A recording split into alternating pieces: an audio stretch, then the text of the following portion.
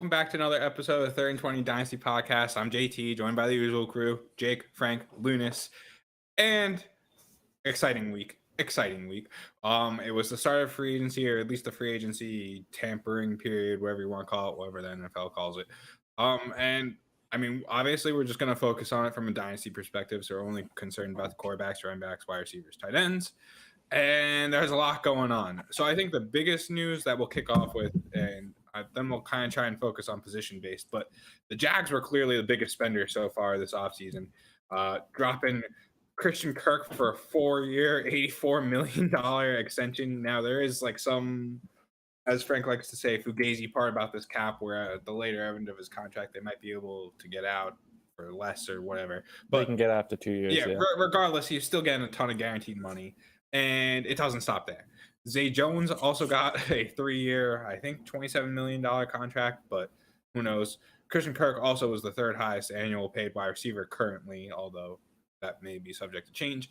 And they also signed Evan Engram for 1 year, $9 million, fully guaranteed.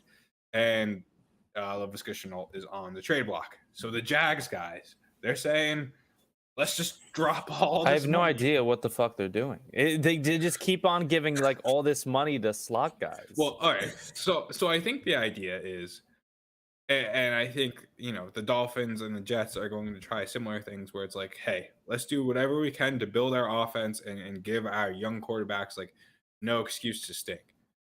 But the issue with it is they just took like very similar players to what they already had, like similar caliber level players to what they already had, and just put them in. So we got Christian Kirk, who I'm actually a Christian Kirk defender. I like Christian Kirk. DJ Chark isn't that much worse of a wide receiver than Christian Kirk. I was going to say this, and that's not really a big upgrade. They're different skill sets, I would say. But in terms of like talent, we got similar stuff going on there. Then Zay Jones, he's a fine receiver, I guess, but people hate Laviska Shenault. Frank's one of those guys. I still think Zay Jones is not much better than Laviska Shenault if you're going to trade away Laviska Shenault. And then Evan Engram, again, I find myself being an Evan Engram defender, but like, is that, it's a slight upgrade over Dan Arnold, but it's not like you're not giving Trevor Lawrence like these actual, like, we look at the other young quarterbacks, right? Joe Burrow's got Jamar Chase and T. Higgins. Zach Wilson even has like Elijah Moore's looked really good. Corey Davis has looked good. Tua has Jalen Waddle, who's looked extremely good. They just tagged Gesicki. Rumors are they're going to draft a receiver. Did they sign Fuller? I didn't even see it. They got Chase Edmonds. You're talking about last year. Chase Edmonds they just picked up in free agency. We'll talk about that. Like these young quarterbacks are getting players around them, and the Jaguars, yeah. And to me, that gives me extreme pause for going out and trying to buy Trevor Lawrence. I don't know about you guys. I mean, I agree. I think it does give me some hesitancy just because even with a guy like Josh Allen, who's been the QB1 the past 2 years, he really didn't emerge as this top end quarterback until he got that number one receiver in Stephon Diggs. So now you're looking at the Jags moves, and they clearly recognize they need to get Trevor Lawrence some weapons. Now they go out and they just make these minimal upgrades, if any. They're, like JT said, they're very similar to what they already had, and they're paying them significantly more than what the guys that were there last year. So I just don't understand these moves as a whole. I mean, we could look back in a year from now and say, like, they were great. Christian Kirk was just buried on a depth chart with a bunch of guys, and DeAndre Hopkins and Rondale Moore and Zach Ertz later in the season. So I don't love it. Christian Kirk splits. Sorry, Jake. Christian Kirk splits with DeAndre Hopkins in versus DeAndre Hopkins out. He's actually like a slightly worse receiver without DeAndre Hopkins. I believe it. Yeah, but I think that you guys are failing to take into account what the actual point of these moves were. I really don't think that the Jaguars came out here and were thinking like, oh, we're just going to take the best possible receiver. They wanted to get specific receivers to fill this deep threat need that they had.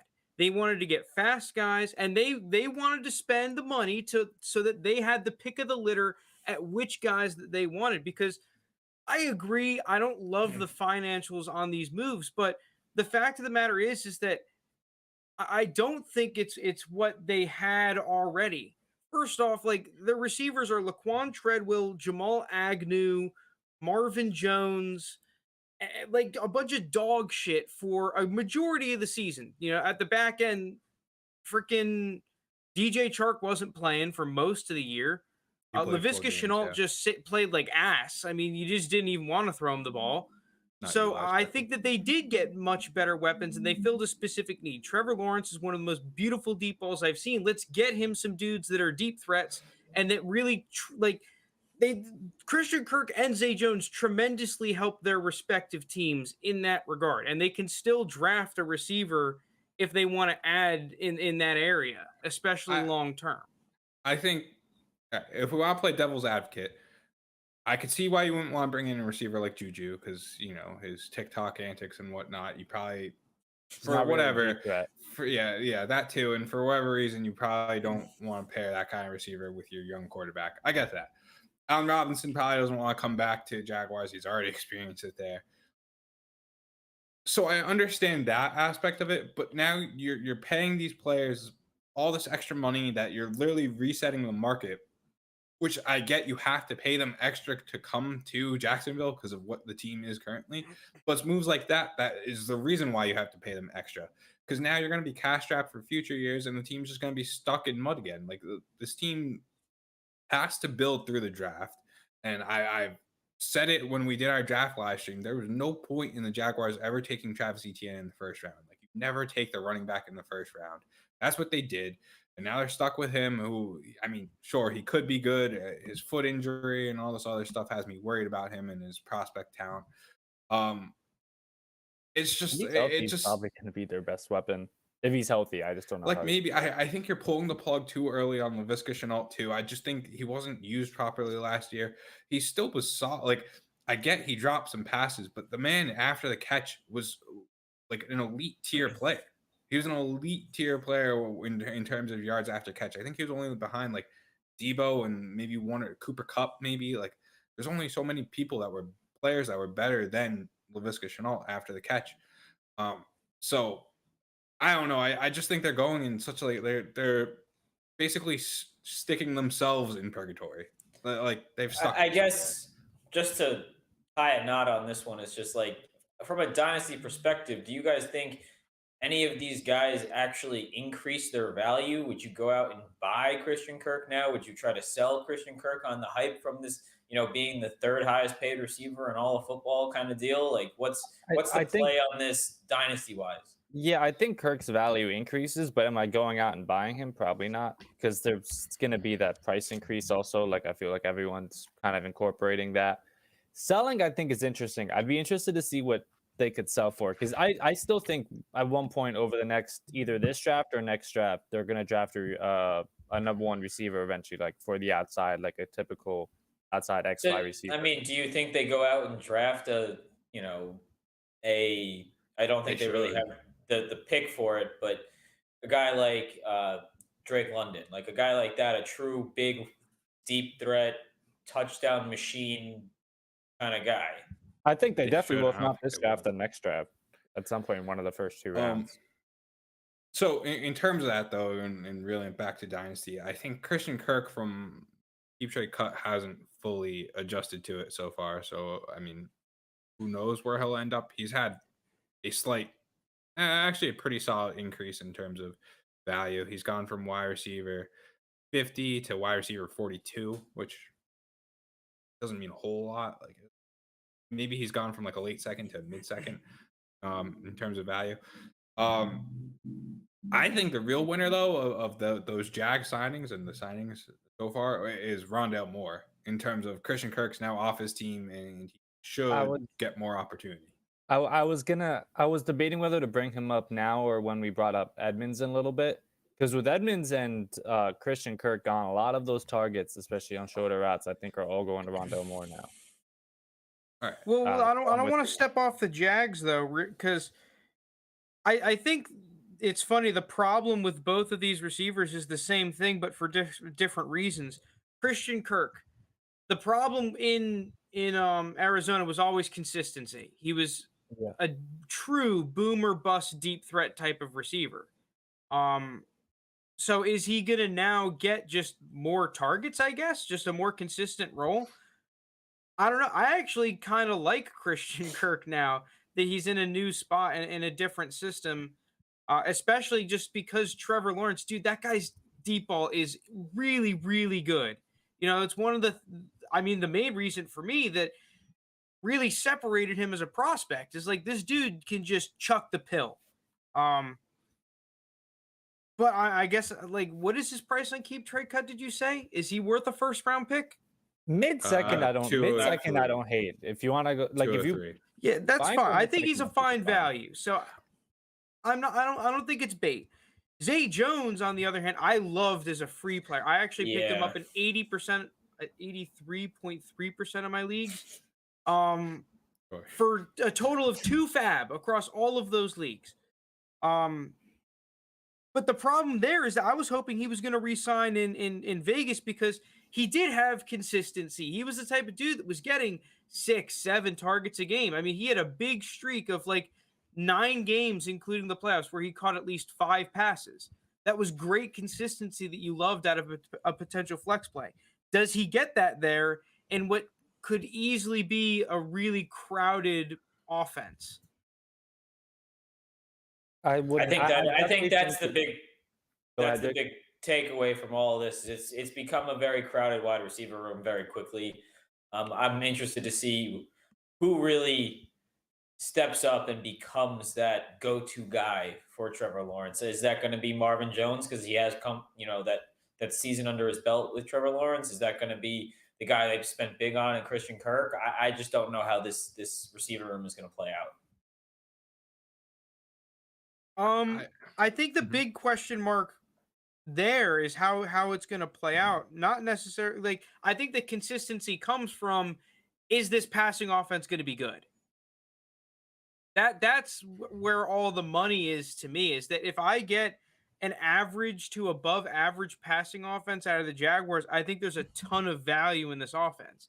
If you think that Trevor Lawrence is going to suck and this offense is going to be bottom 10 again, I'm going to assume it was bottom 10 last year, then all of a sudden I could easily see the offense producing 0 wide, like top 24 wide receivers, like maybe a fringe one.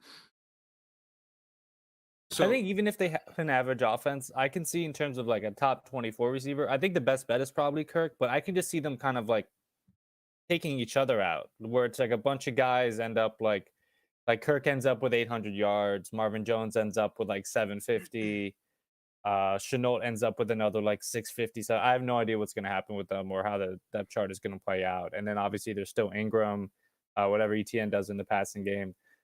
So it's kind of tough to judge. Like, how do you guys feel in terms of chances of the top 24? So Jacksonville actually passes in the top half. I mean, at least last year they did. We're gonna have a new coordinator, new coach in terms of rate.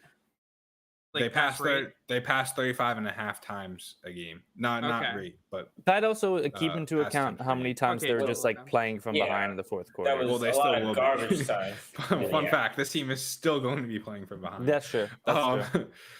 I don't really see that number going down necessarily. I think it should be around that 35 times per game. How that gets divvied up will be interesting because you have ETN coming back. Who knows how many pass attempts he'll be getting or check down passes. The flip side is though, if he's getting you those third down check downs and scrambles for a first down, well, that's more pass attempts for the team that can have.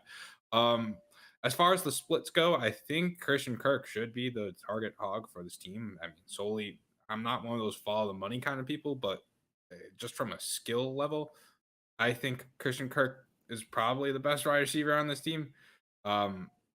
So, maybe he does end up with that 25% target share, which would be 8 targets a game, which is, pretty nice for a wide receiver. I think that could get him in the wide receiver 2 conversation.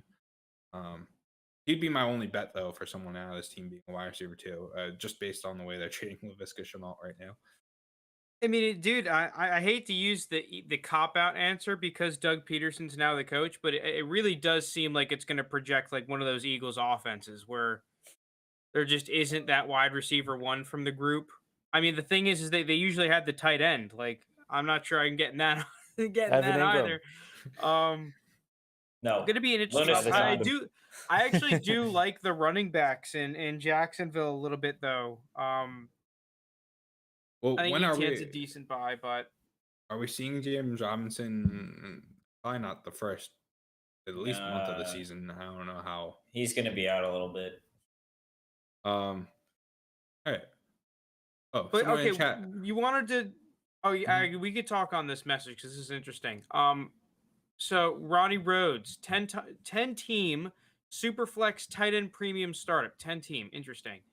Traded the 107, 204, second rookie 2022. Is that the second pick or is that a second I'm round? gonna- Second rounder, I think. Second rookie pick 20. Oh wait, but he said 2022.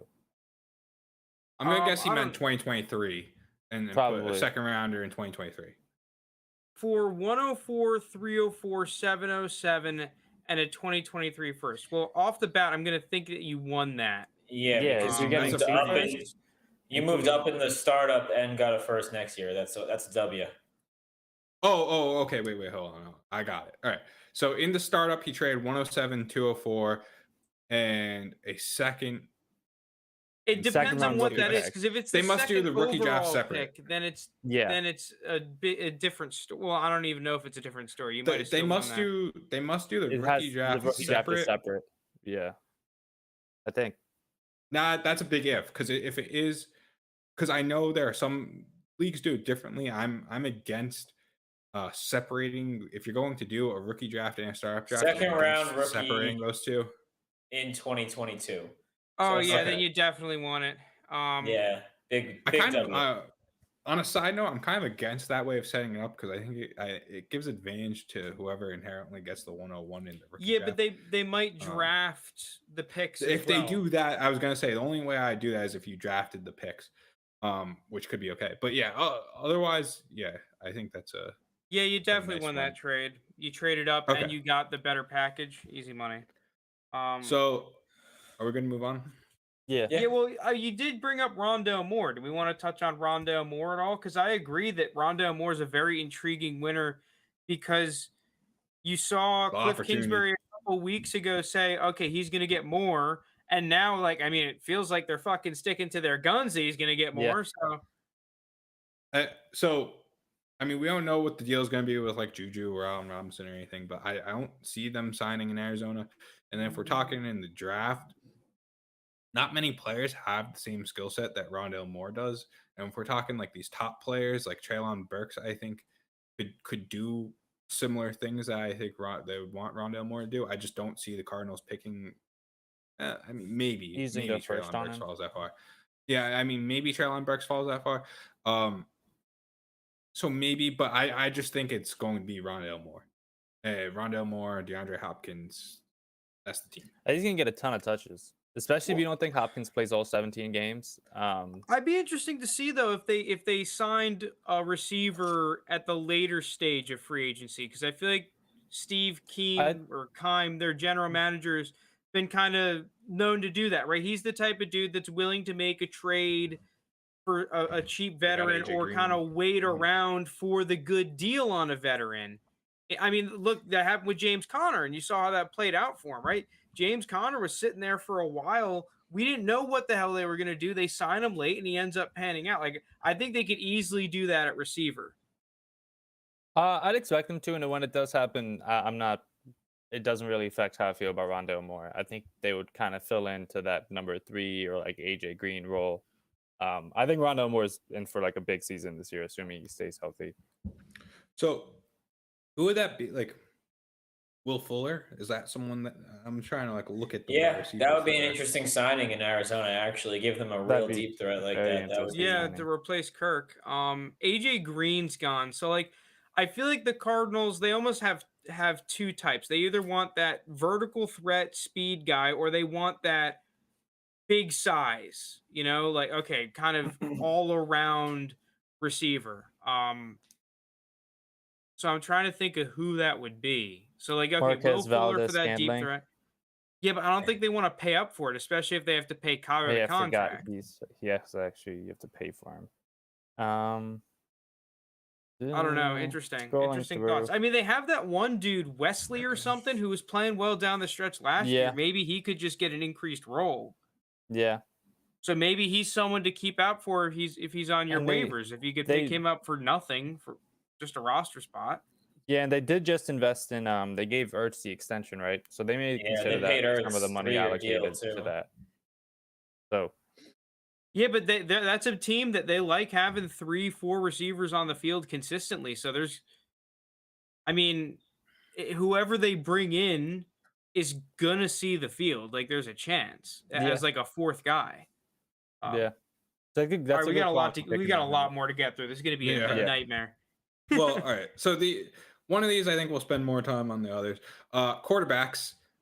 We got Jake and Frank joining forces here. Mitch Trubisky signing with the Steelers. Frank's the resident Steelers fan, although some teams would say he's a different fan.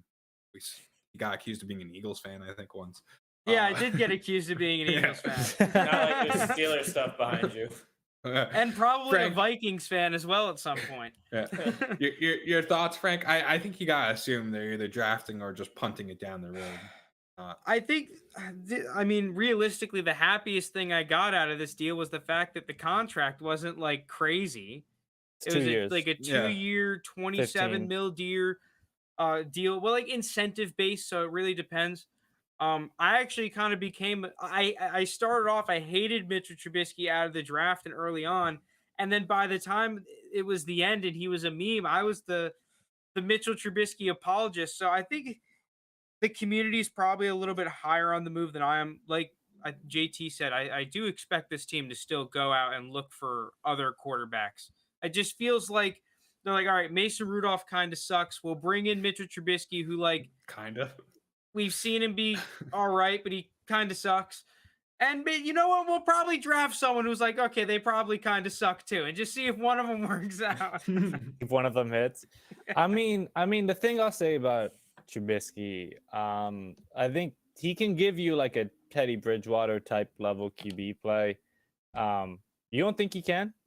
I mean, Mitch's play style is much more erratic, let's call it, than a Teddy Bridgewater. Teddy Bridgewater, you know what you're getting.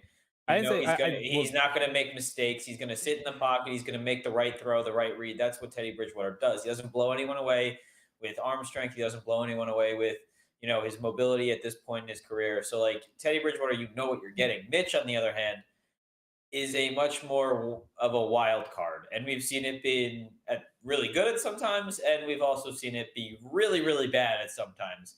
And I honestly think Mitch, with the coaching staff in place in Pittsburgh, I think he fits Matt Canada's game plan here of what he wants to do. I think they're going to roll him out of the pocket a lot, get him on the move, let him be Mitch. Because I think the problem with the Bears, what they did to Mitch was they kind of just said, okay, you're going to be a pocket passer. And that's not who he is.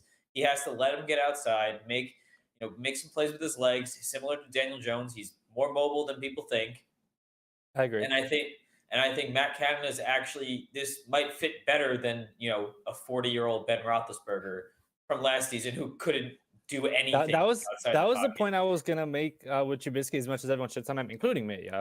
But I don't think their QB play is going to really get worse. It might actually be better with Trubisky. Right. Compared to Big Ben by the end of I think that's a whack take. I really don't think if you look at the numbers, Ben Roethlisberger's passing stats really weren't that much worse for his receivers than plenty of other quarterbacks.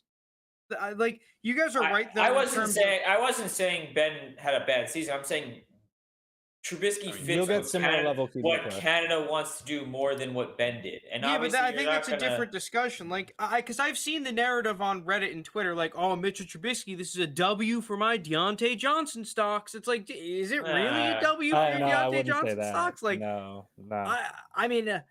I'm scared. I have Deontay in a bunch of leagues. Like, dude, I don't know if Deontay's gonna get all this crazy production now. But you guys are completely right, because, dude, Mike Tomlin has talked about the impact of rushing quarterbacks plenty of times and the fact that they want to get one. He literally said during the bye week this year, someone asked him, what did you do? He said, I studied the impact of rushing quarterbacks on the modern game. That's what he said. I think you're completely right. And that's what Mitch was at his best. So it could be really interesting from this year Mitchell Trubisky standpoint. I still don't know if he'll be the long-term answer, but fantasy production, those rushing yards and rushing production could be pretty fucking nice as a little QB2 floor kind of play. Unless Chase Claypool fell to, even lower in his rankings, I'm not buying any of these Steelers pass catchers though, or Mitch Trubisky. I'm just not buying any guys. The problem with buying him is he's so damn expensive. Like everyone's. Yeah, that's what I'm saying. The market is. I feel like I see he's going for a first plus. I'm like, wait, what happened last night? Because I liked buying him during the season, or at least I tried to, not very successfully. Mitchell Trubisky. I mean, the thing is, I'm just seeing people post their ridiculous trades on Twitter. That's all I see on I'll give you guys on Twitter. I'll give you a deal. Mitch, for any first round pick you got him. I'm all set. All right. Moving on though to Jake's other side of it. The Giants also signed Tyrod Taylor.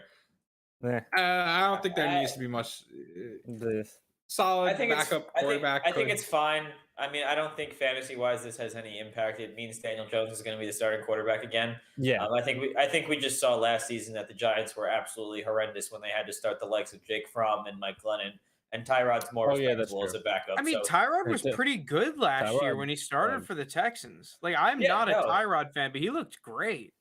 I think Tyrod's good, but I just don't see him overtaking Daniel Jones unless Daniel Jones is hurt, which is a big possibility because he's always hurt. I mean, that's a good point about what you made about the bet. Like, Tyrod will look like fucking Patrick Mahomes compared to Jake Fromm and. Correct, and I think that's taking kneels at the 3-yard line. Like, I guess I still can't. Is better than that. I still can't believe they took a knee at their own 3-yard line when they were losing the game. Just hand it off, man. Just hand it off. Like. Anyways, let's move on to real important fantasy news. Yeah, all right, the Dolphins signed Teddy Bridgewater. Again, solid backup. The thing I have about this, though, is I know, Dolphin Reddit user, like you, Miami Beach 4848, and you, Dan Marino's left socks 36. Like, after Tua loses to the Buffalo Bills, but he threw for like 250 yards and 2 touchdowns and 1 interception. You, Dan Marino's left sock is going to be like, why don't we let Teddy Bridgewater, get some run? Like, we've seen Teddy Bridgewater. He's solid. Like, I don't know. It's just frustrating because I think Tua is definitely bad. I was going to say, I didn't view it as something where it's like Tua's threatened. I view it as like, this is a playoff roster. Tua, the past couple of years, has missed 3 or 4 games, and I think they want to make the postseason. So it's like, okay, if Tua misses time, we have a good backup. That's at least I viewed it. I don't think Bridgewater is this even like this spot. Is a discussion? I mean, they made that decision. I just know they fired Brian Flores. Yeah. No, that's true. Yeah, Dan Marino sock. Just wait for Dan Marino sock to be in Reddit. JT's tinfoil hat argument. Cedrick Wilson, Chase Edmonds. I think these are both bait to a certain extent. I mean, Chase Edmonds is definitely more interesting than Wilson, but I'm not going to go out there and buy Edmonds. So. I think Edmonds' price, because everyone's expecting him to kind of take over the backfield in Miami, is going to be too high to actually buy into. I do think he'll have a decent season in Miami here. I think he's better than Myles Gaskin or Malcolm Brown, whoever they had in Miami last season. So I think it's an upgrade, and I like it. I like it as a football move, as a fantasy move. I just think the price is not going to be what I want. I agree. I'm not buying anywhere because I'm so sure in like the 4th round or something, they're going to draft a back. I like, if anything, I'm trying to sell before the draft because I think in one of the later rounds, they're going to draft someone. I want nothing to do with Chase Edmonds. Cedrick Wilson is whatever. Like, he's probably barely. I think I'd rather sell on the free agency bump if I could for a 3rd round pick on Cedrick Wilson, though. I don't think he's a bad player. I'd just rather sell. I don't even know if people are spending that 3rd for Cedrick Wilson. I just doesn't hurt to offer him for 24 different 3rd round picks. True. All right. Well, let's move on to Chase Edmonds' counterpart, James Conner. Sorry, just to answer chat really quick. Ronnie Rhodes asked, who would you take at pick 4 in the startup? Lamar Jackson or Justin Herbert. I think we all agree it's Justin Herbert. Yeah, I think we all agree. Yeah. All right. James Conner signs 3-year deal with Cardinals, and I just think this man will be always underrated for the production that he gives. He scored like as many touchdowns as games he played in, not more, something crazy like that.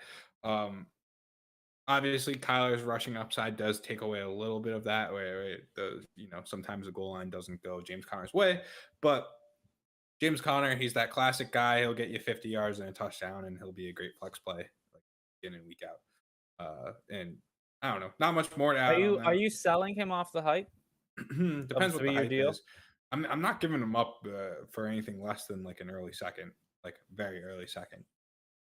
Dude, I think that's the thing is that like I commend the people that bought low on James Conner at like basically any point late Steelers or after, because dude, every single turn it is panned out so far.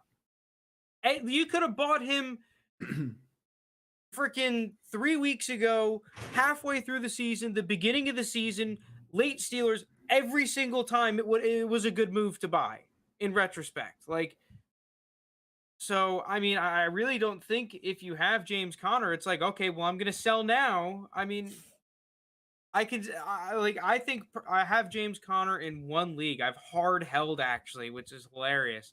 Overtook him in the startup and just held him since. But I'm kind of with JT. It's just, what's the point of selling at this point? You're not getting a running back with nearly as much like the running backs that we'll get into the mock draft later, but I just think the running backs that you're getting in the second round this year like have a better chance of being out of the league before James Conner is. Like, yeah. I mean, the other thing too that you saw his production when Chase Edmonds wasn't in the game. Clearly, the consensus take is that they're gonna either draft a back, which I could see, or they're gonna put in what's his name, Eno Benjamin as like that Chase Edmonds role. Rondell Moore. God. I wouldn't. I think Rondell Moore is going to get snaps in the backfield. I think I'd rather Rondell Moore. But at the same time, I think that if I'm Cliff Kingsbury, I saw what James Conner could do as long as he doesn't get hurt. It's like I'd rather just give him the majority of the workload. He was good.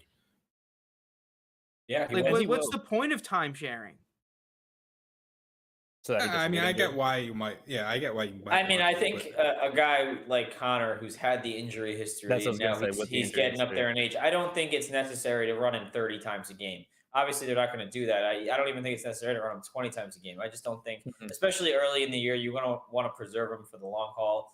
But I mean, I agree. I think he was by far their best back, and he still is the best back on this roster. All right, James Conner. Moving on to J.D. McKissic signs with the Buffalo Bills.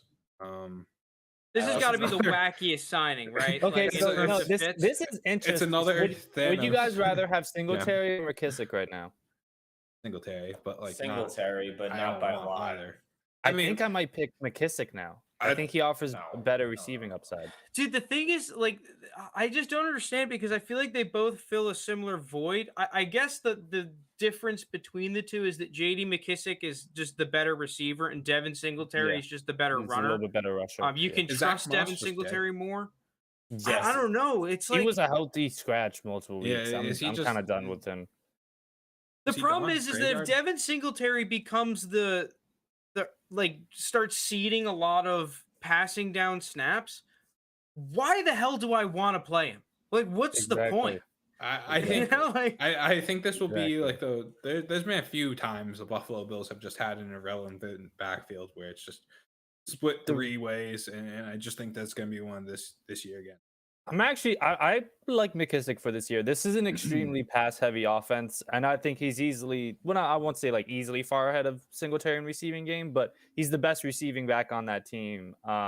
I think Singletary will get majority of the rushes, but like I said, like how often does that team run the ball? Out of pure curiosity, what is the likelihood that they just, line McKissic up as a slot guy just because, I think if they don't go out, Emmanuel Sanders is hinting at retirement. I don't know if he officially. I would be surprised.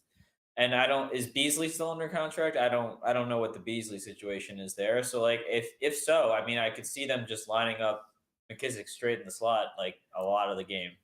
I don't think they'll put him as like a true slot receiver, but if they used him in more of like an H back kind of role, almost as like a half receiver, like more of like a tight end, I think that you would want to rather use him as, or just like you can start him at running back, try to get a linebacker matched up on him, and then motion him out. Like, okay, then he's like a slot receiver. But I mean, the one thing is that Devin Singletary, the thing that always pissed me off about him, because I actually liked Devin Singletary last year, and if you held him and played him last year, he gave you some good weeks.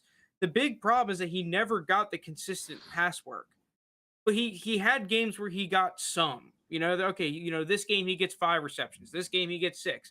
Okay, the next 2 he gets 1 and then 0, and then the next 2 it's like okay, he gets 1 game where he gets 7, right? Like if he cedes half of that work to McKissick, or most of it to McKissick. I think it's going to be all more the than that. values in McKissick now. That's why I'm picking McKissick over Singletary. That's why I opened with that question, because I think, like, why else do you sign him if you were comfortable with Singletary? And Joe Herbert's right. Isaiah McKenzie was re-signed with the Bills. I forgot about that. So they have they like Isaiah McKenzie there. So he's a dude who could take a step forward. I still think they're getting another pass catcher one way or another. I mean, I think everyone's projecting them to take one at like pick 26 or whatever they have in the draft. Or Juju and Allen Robinson are still available. Yeah, I mean, I think they like the group of guys they have there. They just need one more dude. Just one, probably more of like a stable veteran type of player instead of swinging for upside on another young developmental kind of guy. To me, unless the price is like free for McKissick, I'm probably just avoiding this backfield in general. Yeah, I think that's the issue. Is that like what is it going to take for you to get him a third? Like, yeah, I agree with you. Wait, JT. I'd rather keep McKissick. Third. Yeah. Oh, I'm easily giving up a third for McKissick. I think he's going to be. Listen, I may end up looking like an idiot for this take a couple months from now. It wouldn't be the first time, but I think he's going to be someone that you could throw in your flex a few times throughout the season. I would give up a third for him. I couldn't even get a third for McKissick when I had him after the Washington year when he was a top 24. Yeah, because I don't think anyone thought it would like repeat. I think now the Bills are signing him for that role. See, the issue with giving up a third for McKissick right now for me is that why am I giving up that kind of price and assuming all of the risk of this potential when if this situation happens the first couple of weeks, how much more do I have to give than a third to get him? Like at that point, it's like, okay, yeah, I'll give up a bet 2/3 at that point, or a pick swap or something. I think I could. The upside, if it happens, is just not worth the risk in the price now. To me. Yeah, I'm not trying to build my roster in the offseason to compete. Yeah, that's a move that you do during the season if you're a contender and you need it. To me. All right, so another kind of just signing was Deontay Foreman signs with the Panthers. Okay, that's literally just my reaction. He's gonna be the third back probably. You're praying that they trade CMC. Yeah, which allegedly is on the block. Maybe he does, but I don't know. I think this is just injury safety net for them in case, because obviously they still have Chuba. So Deontay Foreman and Chuba would probably split the backfield if CMC were to miss significant time again. So that's all I think this is. Mm-hmm. All right. Yeah, I think the other problem is that Tennessee offensive line and system was great for running back good. Production. I don't think he did look good. He played well. I think that I was never a how do you say his name? Dante. It might be Dante. I was never a big he was pretty hyped coming out of the draft years ago, and then had that I think Achilles injury, right? And that knocked him out. Torn Achilles. He actually looked pretty good, and I traded for him in the 3rd and 20 league to try and make that playoff push and need a running back. But if I can get any hype to trade him away, I'm selling him. See you, bud. Agreed. I mean, if he can play, he might be decent, but once again, not assuming the risk. So now we got a little bit of a will they, won't they with these next two guys. We got Leonard Fournette and Melvin Gordon going back and forth. I've seen different reports. Leonard Fournette originally said that he was leaving the Bucs, then he deleted that post. So Tom Brady's back. Have we talked about Tom Brady being back, right, on this pod? No, I don't think so. Yeah, but it's just like, I hate to put it like this, but is it real? Like, we know what's going to happen with the Bucs. It's going to be somewhat similar to last year. They're It's going to be another year of it. Yeah, They're going to bring back everybody. No. Wait, yeah, Tom Brady just announced he was back a couple days ago, right? Yeah, so okay. I mean, maybe we could let off. Yeah, but he's back. He's at the same price that he just was, and it's like, okay, now we're back. You know, that feels like forever ago, that Tom Brady announcement that we're talking about. Yeah, I think it's just a boost to all of his pass catchers that we were originally going to drop. I honestly, this is an even better window for me to sell Mike Evans. Like, I love Mike Evans. I think he's a great player. I'm selling him for a random 23 first or 24 first if I can get it. Which I think you might even be able to get more now off the hype. You definitely could get that now. If I'm a competing team, I'd consider buying at that price. I mean, the dude's only produced like every year. I think the time to actually sell him will be like 2-3 weeks into the season because Godwin's not going to be back right away. So who's he fighting for targets? Russell Gage. There's no AB, no Godwin for probably the first month. So I think Mike Evans is going to start the year really well, and I think that'll be the time to sell. I got us off track, but with the Bucs and Tom Brady coming back, I think the general take is just business as usual. Don't expect anything different. In terms of Leonard Fournette, I think he'll be back with the Bucs. I don't know about you guys. Melvin Gordon, I don't think will be back with Denver. But where is the market for running backs though? Like, who's really actively trying to go out and get running backs? I mean, there'll be a couple of different teams that I could see signing one cheap later on. Like, there's always going to be like a Miami as an option, Atlanta. If he goes to the Jets, he's going back to the Bucs, man. We all know it. We're talking about Melvin Gordon. Melvin Gordon. Oh, Melvin Gordon. I think general consensus. I could see return to the Chargers. Well, I wanted to ask, like, are we buying Leonard Fournette? I think the price is too early second. I think the price is too high.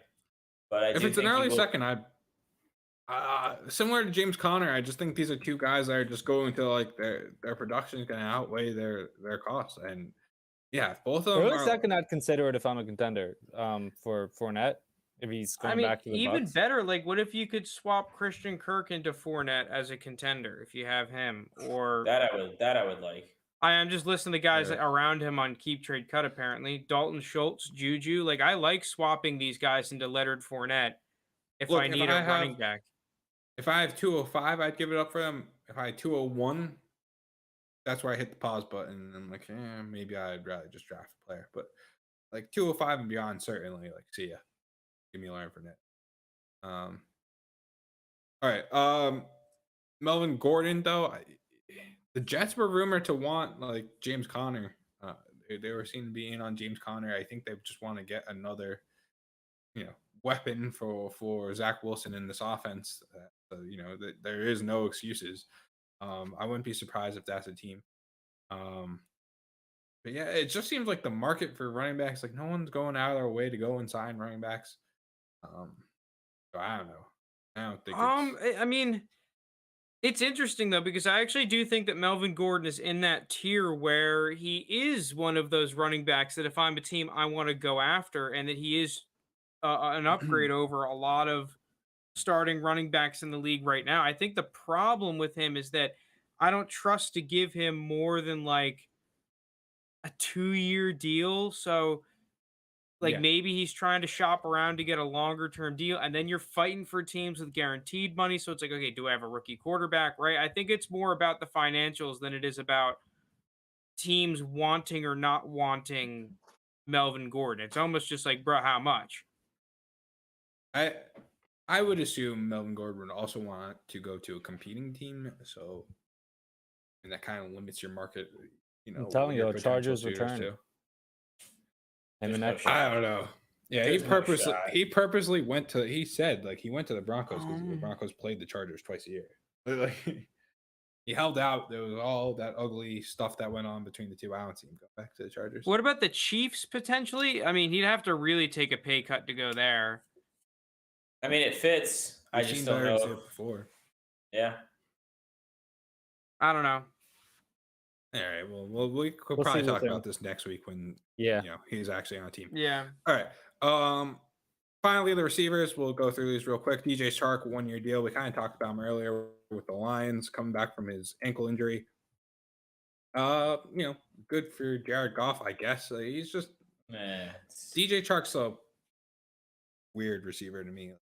He's showing flashes. His second or third year, he was really good, and the other years just not. I think the number one's still going to be Amon-Ra.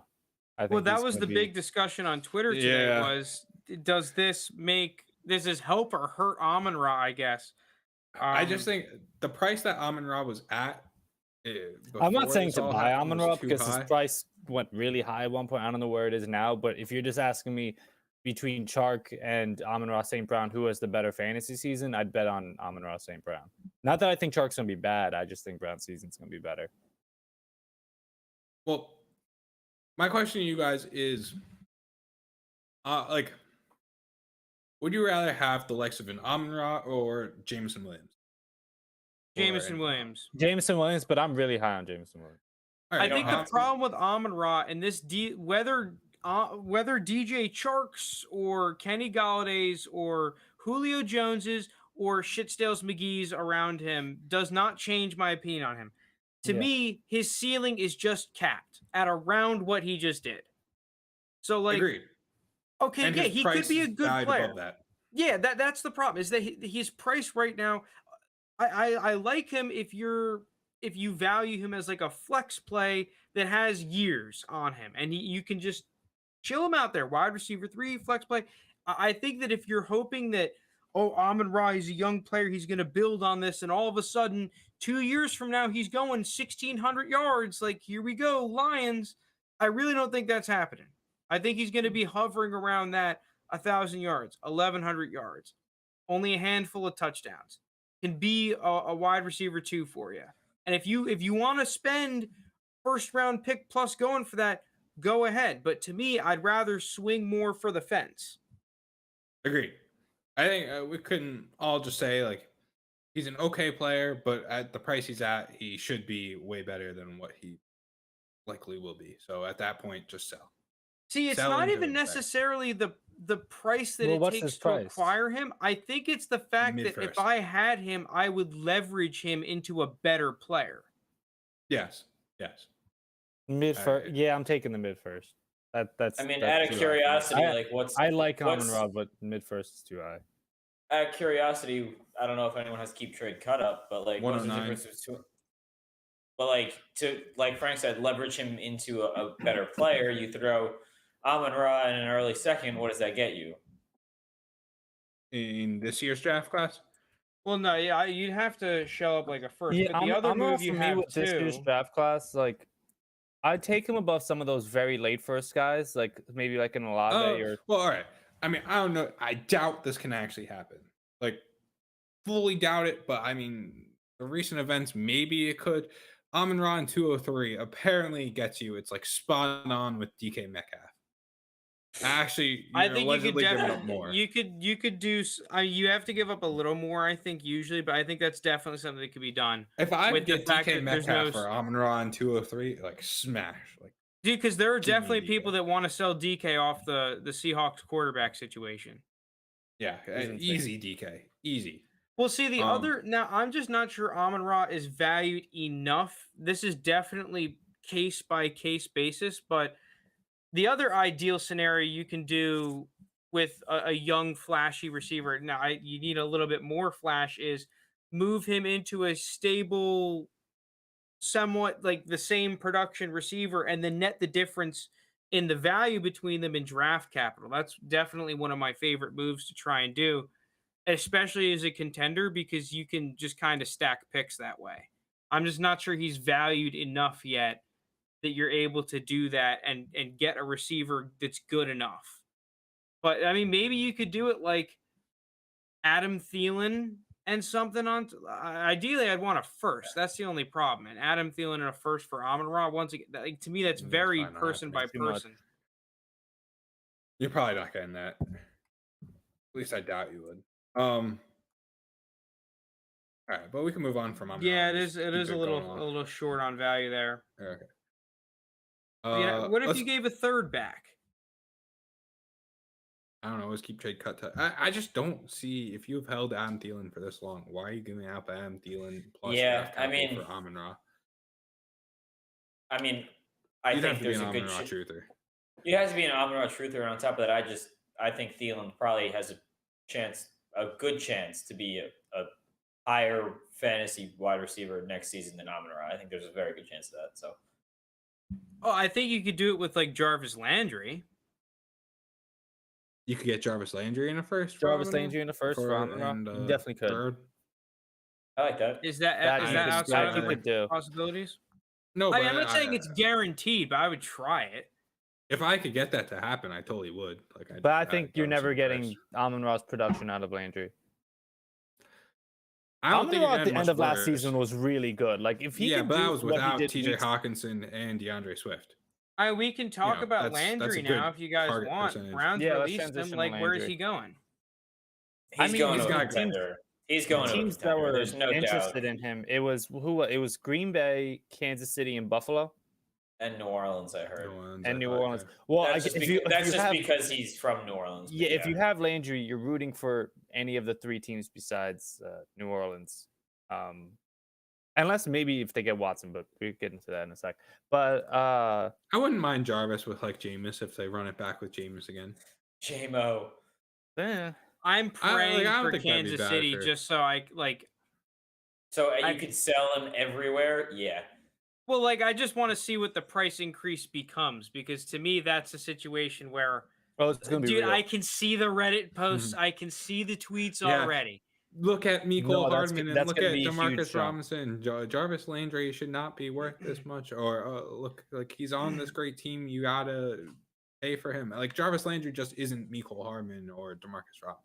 No. He's just Then a you're going to better see a player. couple like you're too low on Jarvis Landry. Yeah. Jarvis Landry is who you want X receiver to be. We could you write know, the like- Reddit post ourselves. We might just do that. We might just be Just have them we'll all make- in drafts and just launch them. I wouldn't be opposed to. All right, listeners, pretend you're not listening real quick. I wouldn't be opposed to us just making these like fake accounts and then just giving ourselves Reddit headlines that we know would actually pop off in the Reddit. All right. I think Jarvis Landry is just going to perceived value-wise is going to end up in a better spot than what he currently was in, just in terms of what the public sees him as. So I don't know. Might as well just hold until he signs with the team. Yeah, he's in a firm Mixon paradox right now. Yeah, no one's. I have Jarvis Landry in 2 or 3 leagues, and like I keep just getting lowballed on him. It's like Emmanuel Sanders. It was the same Yeah. situation for him for the past couple years. I'd You're just probably gonna keep hold him. Yeah. Um, All right. So this part I'm going to call the "Who cares" part, and that is Russell Gage and Braxton Berrios. Russell Gage goes to the Put some Bucs. respect Braxton on Berrios There we go. resign with the Jets. Yeah. I I mean, I think he's fine, but like I actually No, saw this Russell one- Gage get some hype. I mean, listen, Yeah. on the. I Why liked could I- Russell Gage the past couple of years. The problem is that Oh, I started the first episode with Russell Gage 8. The first ever. Yeah, 30-20 no, I Dynasty still episode. like Russell Gage. he's just a better football player and like third receiver than he is fantasy player. Like, okay, if you're a team, you love to have a guy like Russell Gage, but that doesn't mean that he's going to be a super stud in fantasy. You don't should feel good. act like he is. He's more one of those guys. You play him when you have like some guys who are injured or on buys. I think the first couple, I can give a better answer if I know how long Godwin's going to be out for, whether that be 4 weeks, 6 weeks. But I think while Godwin's out, he can give you some productive flex weeks. Yeah, I'm just gonna say if he has enough value that I can sell him for relevant draft capital, he's gone. Same. Oh yeah, easily. yeah. Braxton Berrios, see another similar situation, but lesser than Russell Gage. Like good player, you know. You watch Better if real you're a life player Jets than fan, you fantasy. probably like him a lot because he played pretty damn well for the Jets, and he was a good I player. actually for like them, him. but I think the problem is that he's not going to get consistent enough targets. He's not going to get a consistent enough workload, and they're probably just going to bring in other receivers, which is going to be the guy to get it. I mean, already now, how much in a Jets offense do you trust someone who's probably going to have the fourth most targets? Because it's going to be Elijah Moore, Corey Davis, Uzomah getting the top 3 in targets. I mean, he might challenge Uzomah. No, I think I would project him to get more targets than Uzomah off rip. I just think he needs someone to go down for him to be relevant, though, and I'm not spending capital to if Corey Davis and Elijah Moore are healthy, I think those are still the two guys. The issue is that for Braxton Berrios to be a good fantasy player and be like what, top 30, top 35, this Jets offense needs to be one of the top offenses in the league and one of the top passing offenses in the league. That's usually the way that a third receiver is able to become that great. Or you're a team that just passes the ball a ridiculous amount. I don't think either of those happen for the Jets next year. But the Jets also got CJ Uzomah. The one problem I have with CJ Uzomah is that when I watched the Jets last year, I think this is a team. Don't quote me on this, but from the eyeball math, right? I think that the eyeball math. That's a new term. I felt like they ran a good amount of 2 tight end, multiple tight end kind of sets.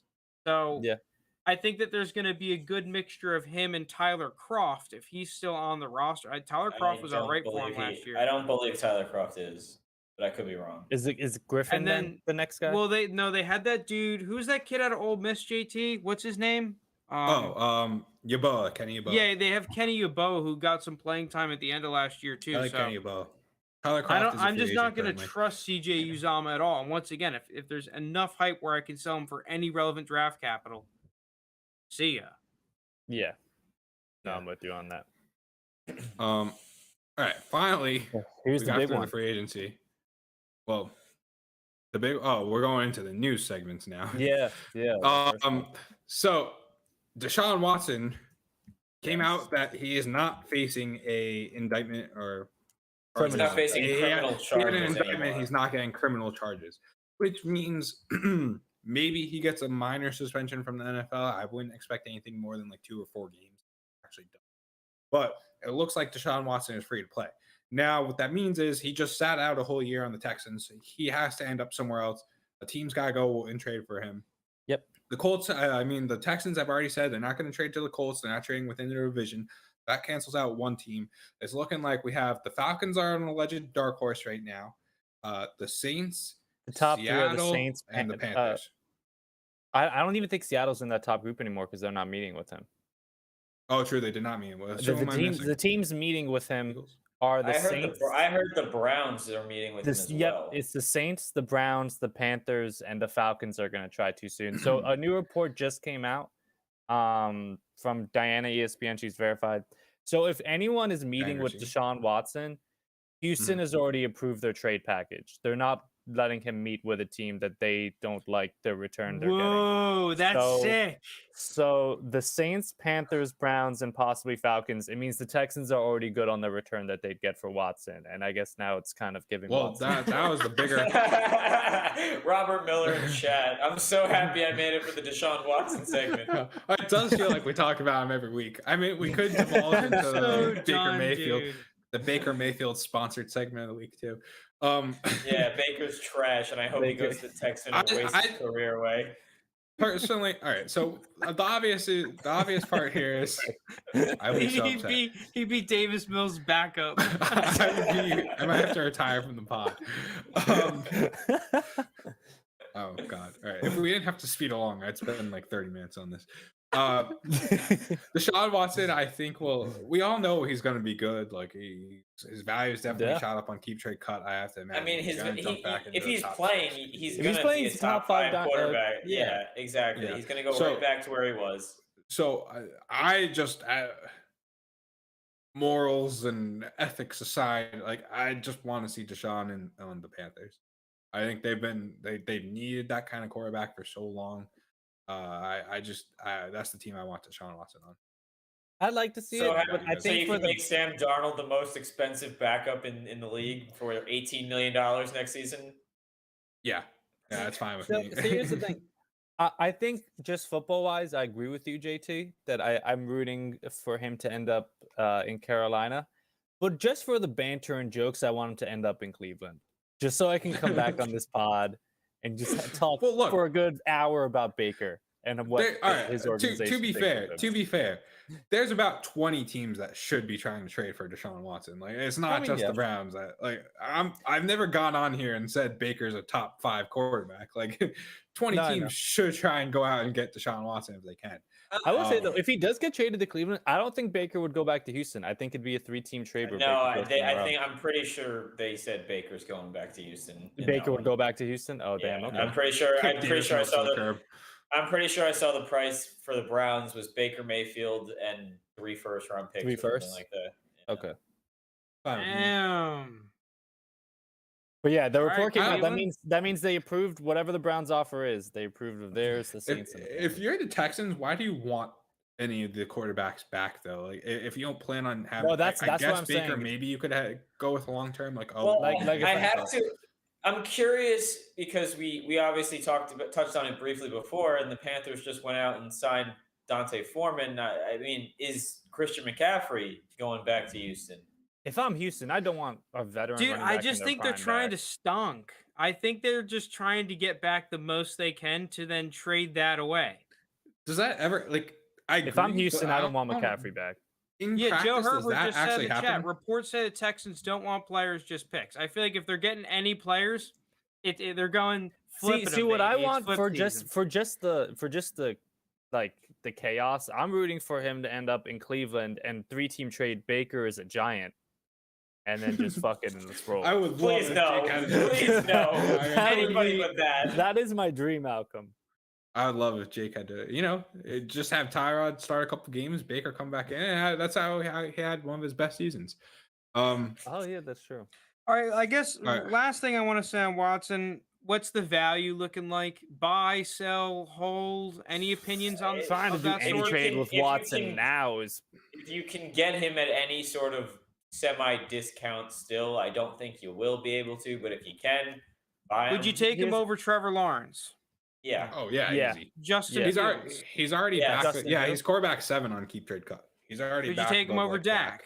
Yes. He's back above Dak. Yeah. I'm taking knowing Deshaun Watson's not out of the league, which was my main concern. I'm taking him over. Yeah, but think about how many tweets there are going to be when he signs with a team that are saying, I'm no longer a fan of this team. I don't think tweets. I don't care. I don't care. I don't think a fan of them. I just care about Randy Right, that was a joke. That was a joke. Okay. Right, come on. I know. Randy Gregory was on not Randy Gregory, sorry. Greg Hardy was on the Cowboys. Yeah, those tweets go away once they start winning games. Michael Vick, when he came back, was like a fantasy beast. All right, Devante Adams won't play on the franchise tag. Apparently, this is really throwing a wrench in the Packers' perfect offseason. No, it's not. They offered him. They're going to give him. I think a year. They're going to make him the highest paid receiver in football, and they're going to do Fugazi shit with the cap, and it's going to be whatever. Yeah, I think this is a non-issue. Wait, you're saying he's going to get paid more than Christian Kirk? Come on. Yeah. I would love just if, in the contract negotiations, he just brought out a printed piece of paper of Schefter's tweet with Kirk's contract on it and put it on the table. Well, they've already. I mean, they offered him $23 million a year, which is not much more than Christian Kirk's $21 million. $2 million more. They've offered Christian Kirk already. I mean, this is a little off topic, but I saw a TikTok this morning of the audio from Batman where it's Christian Kirk. It's Devante Adams going, "I never got to thank you," and Christian Kirk going, "You'll never have to." In the Batman voice. Yeah, I think it's a non-issue. I think he's playing for the Packers. All right, so no issues there, no value changes, anything of that nature. No value changes.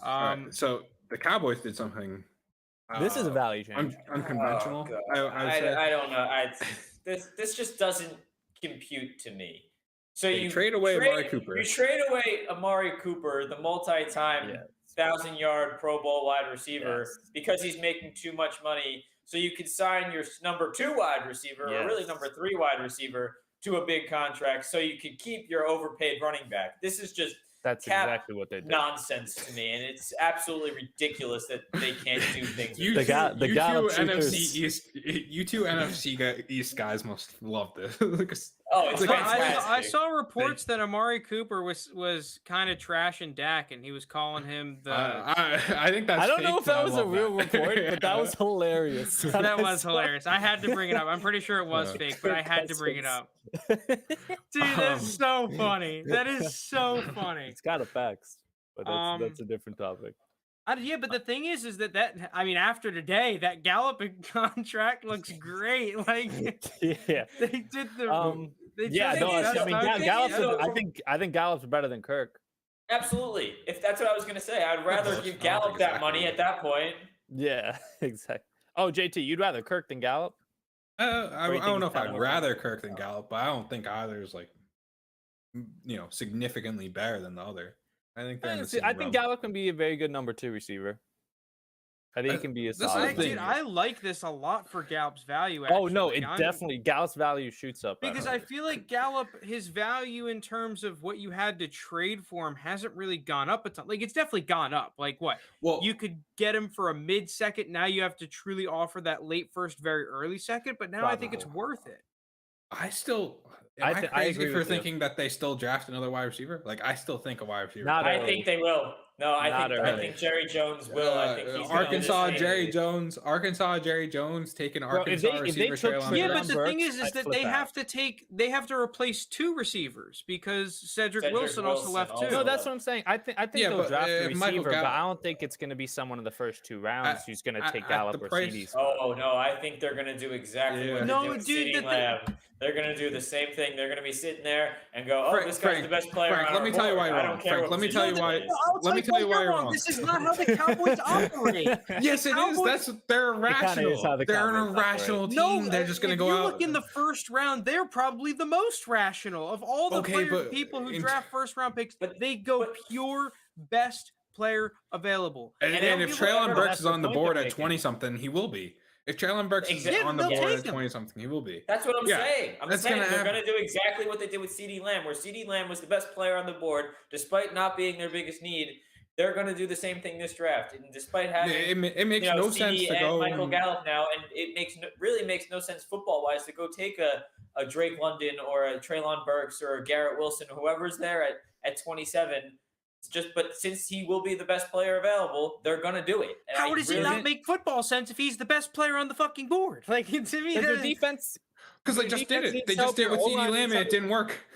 They just did it. What do you mean it didn't work? They're a good team. They made the playoffs. They get knocked out in the first round. How many playoff wins do they have? How many playoff wins in the past 25 years? Yeah. Okay, so because they didn't win a playoff game last year, that means that the CeeDee Lamb pick was terrible. That's the rationale. We're talking about wide receiver wins now. All right. I mean, if we're talking purely off draft, other than getting Zeke in the first round, right? Which Zeke was first. Yeah, he was 4th overall. And that was a terrible pick. Yeah, that's what I'm saying. So other than their draft, which they're pretty good at. I just think all their football operations, like, there's so many question marks about this team all the time with what they do. So much of it, though, does stem from Zeke. I think Zeke. I think you guys are just. I think you guys are the ones that are irrational. I really don't think that we're the ones who are irrational. They're in the easiest division in the league, and they don't have any playoff wins. A ton of success. Well, last week you said that the AFC South was the easiest. Okay, they're in the easiest division in their conference, and they don't have any playoff wins. Dude, they get to play the Giants twice a year.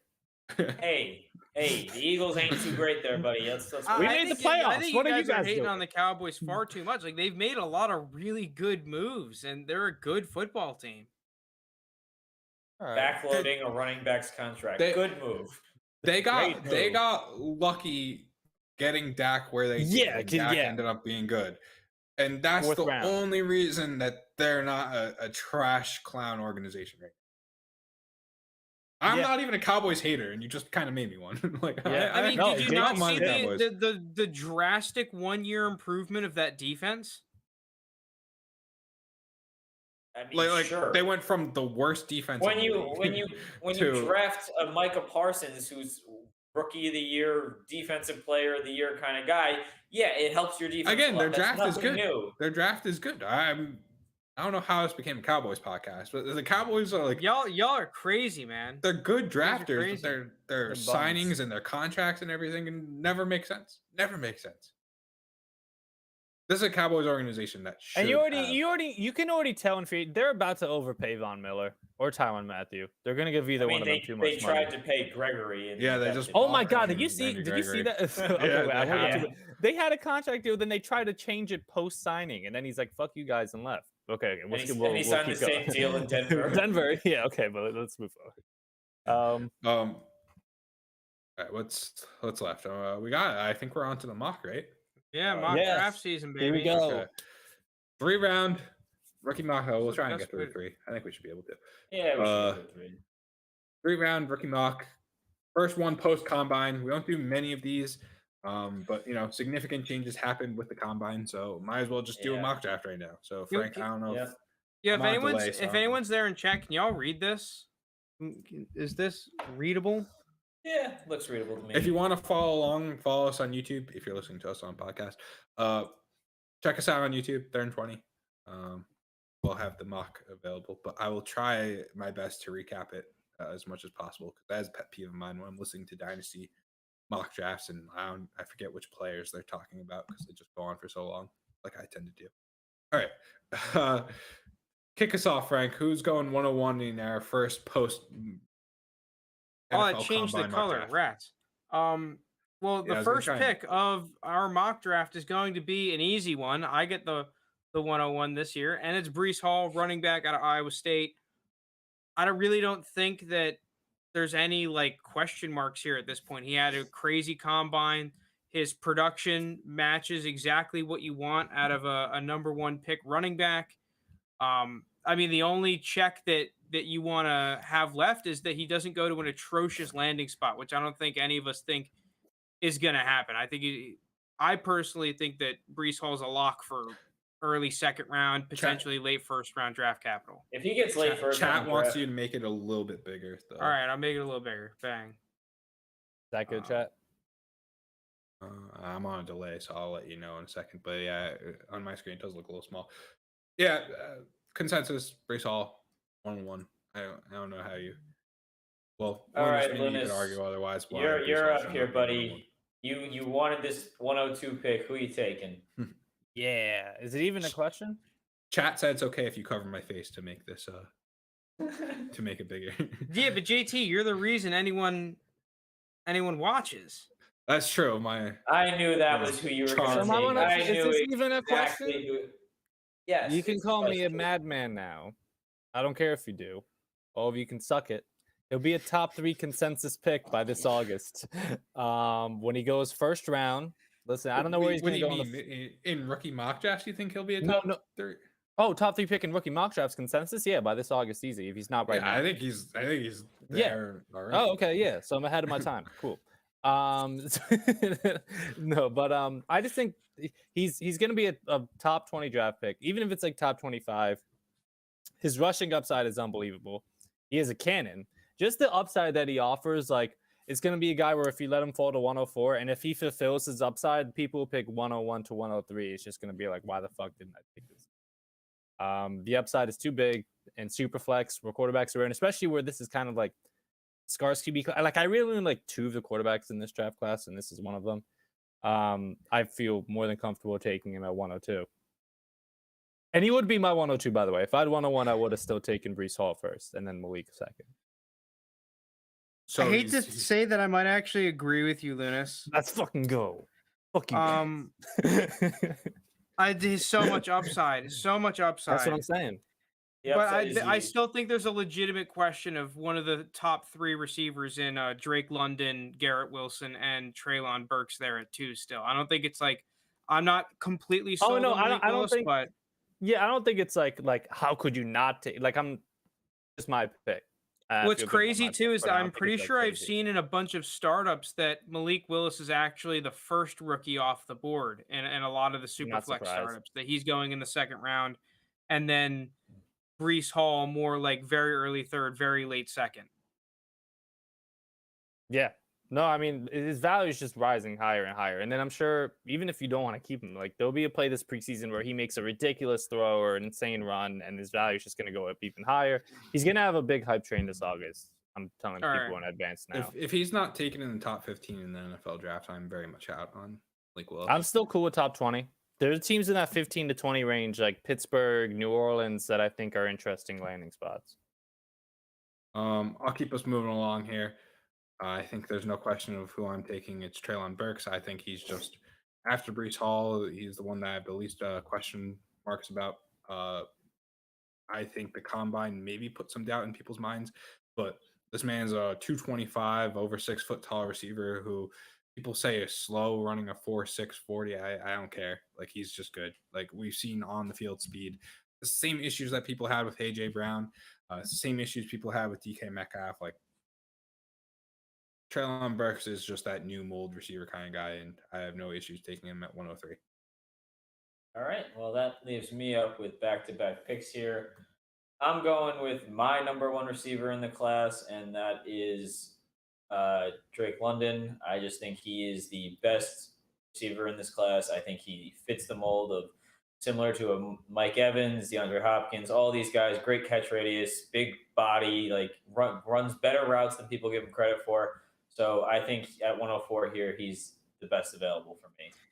I mean, dude, the crazy thing about London is that if his season wasn't cut short this year, I mean, he would have just ridiculous production. He was averaging like 135 yards per game. Yeah, I actually think there's a pretty damn good chance that he's the first receiver off the board in NFL drafts. So yeah, that's like in the very actual good NFL pick there. draft? Yeah, in the actual NFL draft. And it's funny too because I felt like he was the big winner from the combine by not doing anything. Like, yeah, I'd be surprised if he was the first. We'll see. I mean, Ruggs went first one year. Nothing could shock me.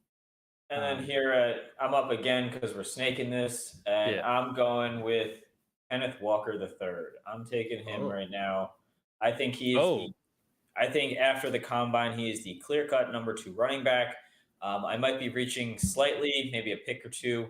But if I'm picking in this range and I want a running back, I think you have to go snag them.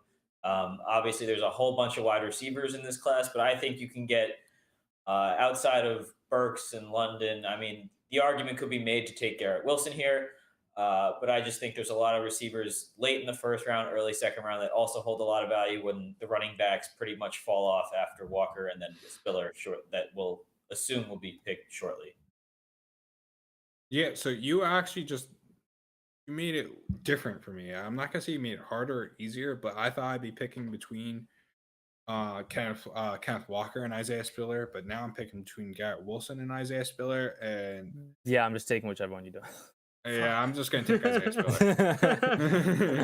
Spiller. So I'll take Isaiah Spiller here.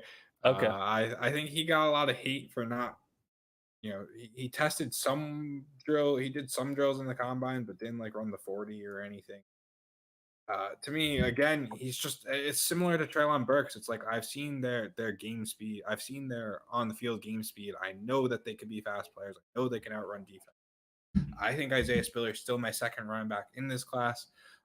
So I'm happy taking him here at 106 because after Isaiah Spiller, I think there's just a huge drop off in terms of running back talent, and I'm okay missing out on that. Yeah, I'm with you, JT. I was going to take whichever one of those guys you didn't take. So 107, I actually get to get my wide receiver one, Garrett Wilson. Still, really? Okay, wide receiver one. It's close. Between him and Burks, it's like a 1A, 1B for me. It's super close. Like I've gone back. I just, man, he's such a smooth receiver. Like I'm so confident saying like he's not going to be a bust and he's going to be productive on the pro level. He's as good. I think I got clowned in chat. Sorry, Lounis. I think I got clowned in chat like 2 weeks ago saying you could get Garrett Wilson at 107. Here we are. Yeah, I did. I mean, I clowned it because I didn't think he'd be available this late. But I just think this is an easy pick. Like he's one of the, for me at least, the safest people you can take in this first round in terms of like you're gonna get good production out of them. He profiles to be a number 1 good outside receiver. And at 107, he's someone I would have been comfortable taking in like 104, 105, possibly even 103. So that's an easy pick for me here. Yeah, I see you, Joe Herbert. I'm with you. I really don't know who to take here at 108. I think realistically, it might just be whoever is the QB2, whoever gets like the best draft capital and landing spot out of these quarterbacks. But if I were to do it today, I'm probably gonna go with Jameson Williams here at Alabama. Ooh, He would have been if I had to pick the next one, it would have been between Pickett and him. Yeah, this is like a mega Lounis pick. Yeah, The mega Lounis. I love how I'm slowly turning Frank into the dark side with my draft stuff. I don't know what happened to 307 over here, but I think that I don't love Jameson Williams here, and 108 feels a little bit high. I'd like to take him more in the end of the first round, but fact of the matter is, the dude I think has a really, really high ceiling. He's crazy fast. I think that he fits what a lot of NFL offenses want to do with pushing the ball vertically down the field. He definitely fills that role.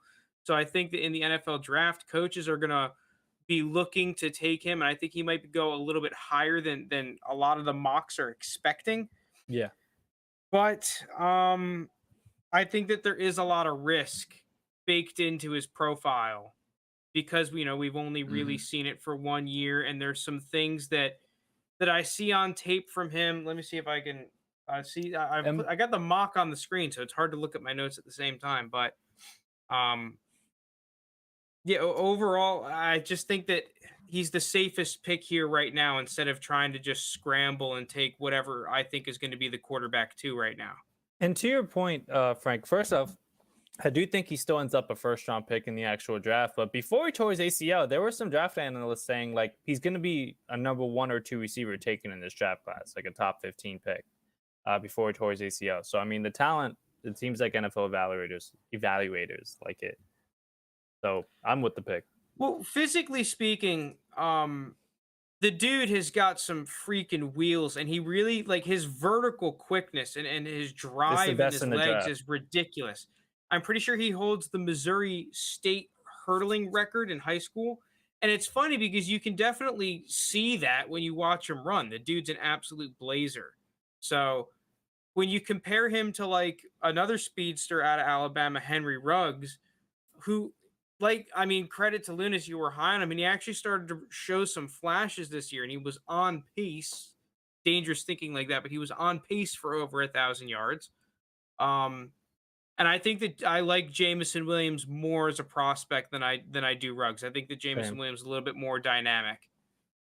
No, I agree with that. But once again, Ruggs you could pick up at the end of the first. Oh crap, I'm up again. Oh jeez. Yeah, now you're in trouble. Now you're in trouble, Frank. For me, this is kind of an easy pick. Actually, I lied. No. You want to know who I would I'm take? curious. Yeah, I'm curious. Who would you take? I would take Pickett. It's funny because I'm deciding between basically every quarterback in existence, George Pickens, and Jahan Dotson. I know it's so early for him. You just said fuck David Bell. David Bell's in consideration. I just have concerns about where he's going to get drafted. No, so, yeah. And then obviously, people are going to be pissed off that I don't take Olave here, because I think that that's kind of the consensus pick. Fuck, this is not a fun pick. Yeah, I'm just gonna go ballsy. I would rather take this guy in the second round, but whatever. Here we go. I don't want to take any of the quarterbacks when I don't know. I'm gonna go Jahan Dotson. Oh, okay. I know this is a reach. You guys can clown me. YouTube comments, chat, whoever. Go ahead, clown me. Jahan Dotson, to me, I absolutely love Jahan Dotson. I'm trying to target him. And these picks here, early second round, in every draft that I'm in, or trading back in the first round to pick him up. I just, great deep threat. I think he's good with the ball in his hands. Really, really just developed route runner. I do think that there's a good chance that he goes in the end of the first round in NFL drafts. And dude, he comes from a school with very good pedigree. So to me, I think Jahan Dotson checks a lot more boxes than what he is kind of given credit for right now. That's fair. I will I never respect draft the Jahan I Dotson respect bold first. pick. Okay, so my pick, I kind of revealed it last time. It's gonna be Kenny Smallhands Pickett. God damn it. But I mean, no, and Jake, I thought you were on this philosophy too last year. If a quarterback goes first round in the NFL draft, he should go first round in your rookie draft. I still firmly believe that. So that's why I'm taking him here at one. It's I think at 110, it's a good value. I agree, especially because there's a chance he's the first quarterback or probably second quarterback off the board at this point, following Willis's combine. But still, I think he has the. If he gets first round draft capital, I think he's going to get first round draft capital, which puts him here at 110 as a good value pick. Yeah, but I think the problem is that what if Matt Corral goes ahead of Kenny Pickett, or Kenny Pickett ends up going to pick 24. That changes. So like a wacky landing spot. If Corral goes ahead of Pickett in the first round, I'd pick Corral. I'm basing this off of from what we've seen out of like the NFL reporters. The consensus is that Willis and Pickett are kind of the top 2 first round guys. If anything happens, like Corral goes ahead of Pickett, or if Pickett doesn't go in the first round, I'm not taking him here. I mean, I've even been seeing a lot of Sam Howell hype going around. Yeah, there has been. I guess the concern I have with any of these quarterbacks is that if any of these dudes get Jordan Loved in the draft, I don't think I believe in them enough for me, especially right now, because I'm kind of treating this mock draft as if we were in like a startup or a rookie draft right now. Yeah. So the risk of these guys getting Jordan Loved is kind of in my evaluation, and like I don't believe in any of these quarterbacks enough for me to be like, yep, fuck it, I don't care. I like that guy enough that even if he doesn't start for a year or two, I believe in him that much. That's fair. I think out of all those contender spots, the only one I'd be okay with the first round, it's like maybe if like Corral went to like Tampa Bay, where I'm like, oh, Tom will be gone in a year.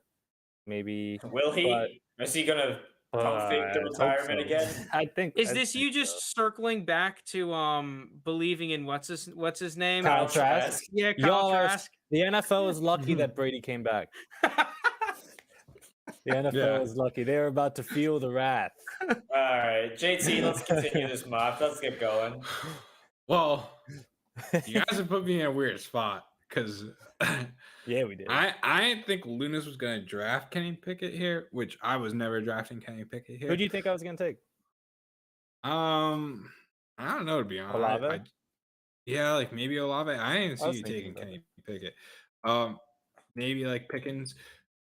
The issue is, I like David Bell. I also have concerns about like where he currently how we're drafting players is with all of our concerns about them at the moment. We don't have the NFL draft to actually support us.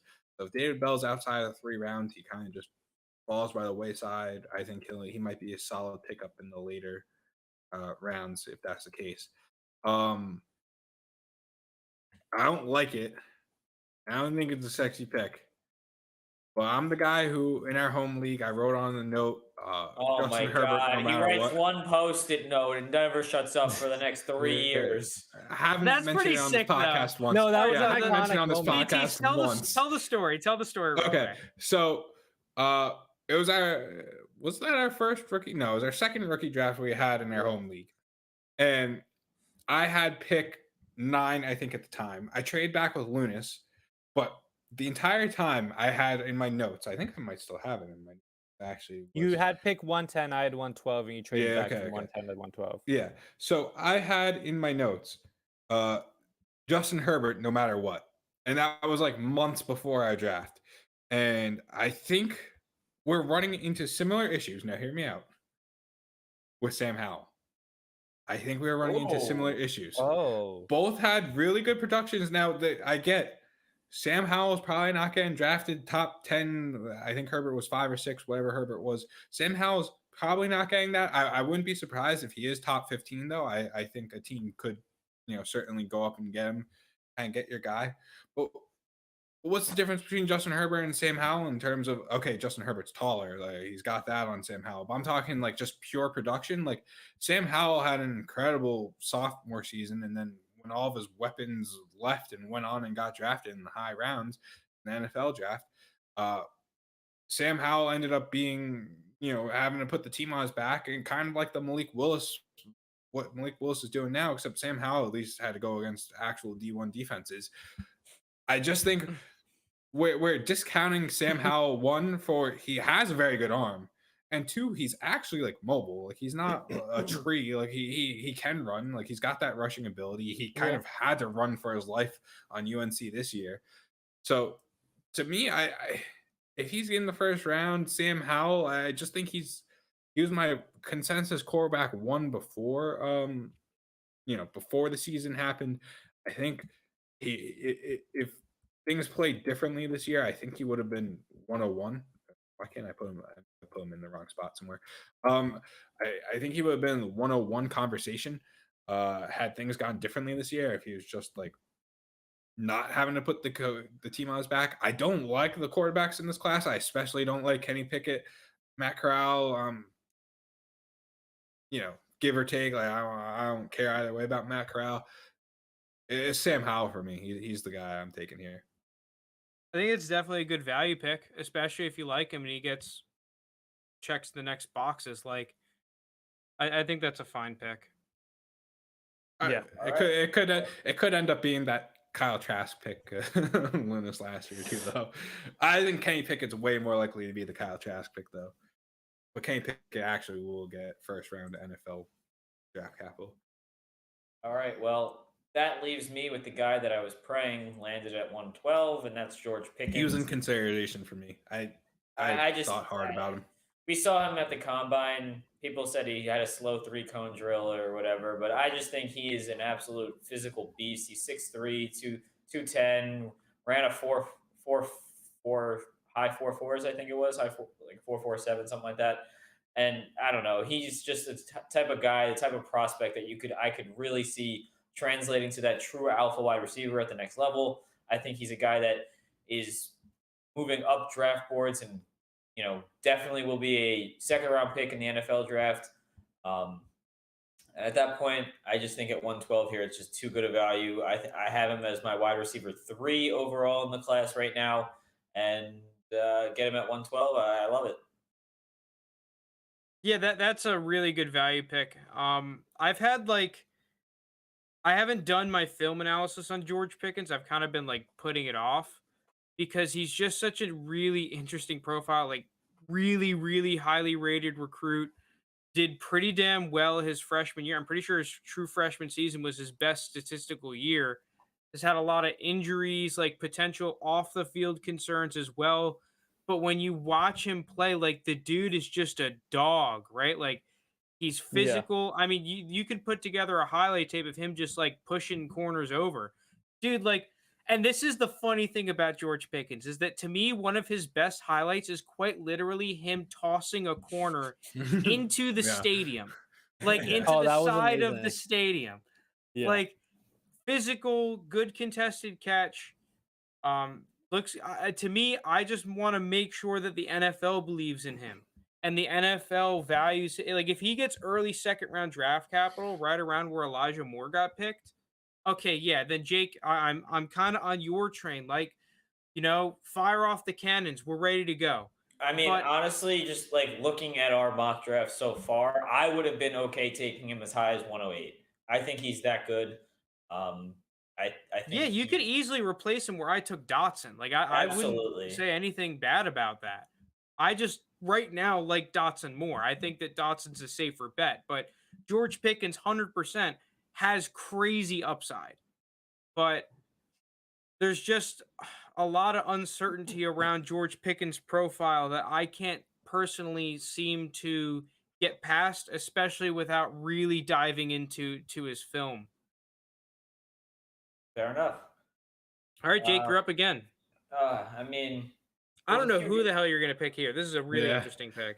We've now gone to the pick your guy spot. There's a few guys here, but I'm going to go with the guy that I just think is an absolute pro, and he's going to translate very well. He's a second round pick in obviously this rookie draft, so I think it's fine to not swing for the absolute fences here. I'm gonna go for Chris Olave. I think That's the right pick. he's going to be a quality, wide receiver 2 on a team. I think he's going to put up quality numbers in fantasy. He's going to be a big play wide receiver. We saw him with the speed at the combine. We saw him at Ohio State do the same thing. I just think the film translates really well to the NFL. I know people are going to say he's older. He stayed in college at JT. He should have come out last year, if that, but he's going to be a first-round pick in the NFL draft. And at that point, to take him here at 201, I just think is a great value. No, I think that's the right pick. I would have done the same thing. I'll tell you what, there's probably going to be people saying he should have gone way earlier. Yeah. Yeah. Yeah, that's probably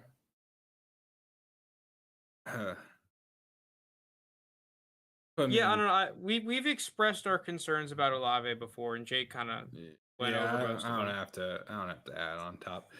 But again, it's just a spot I don't like.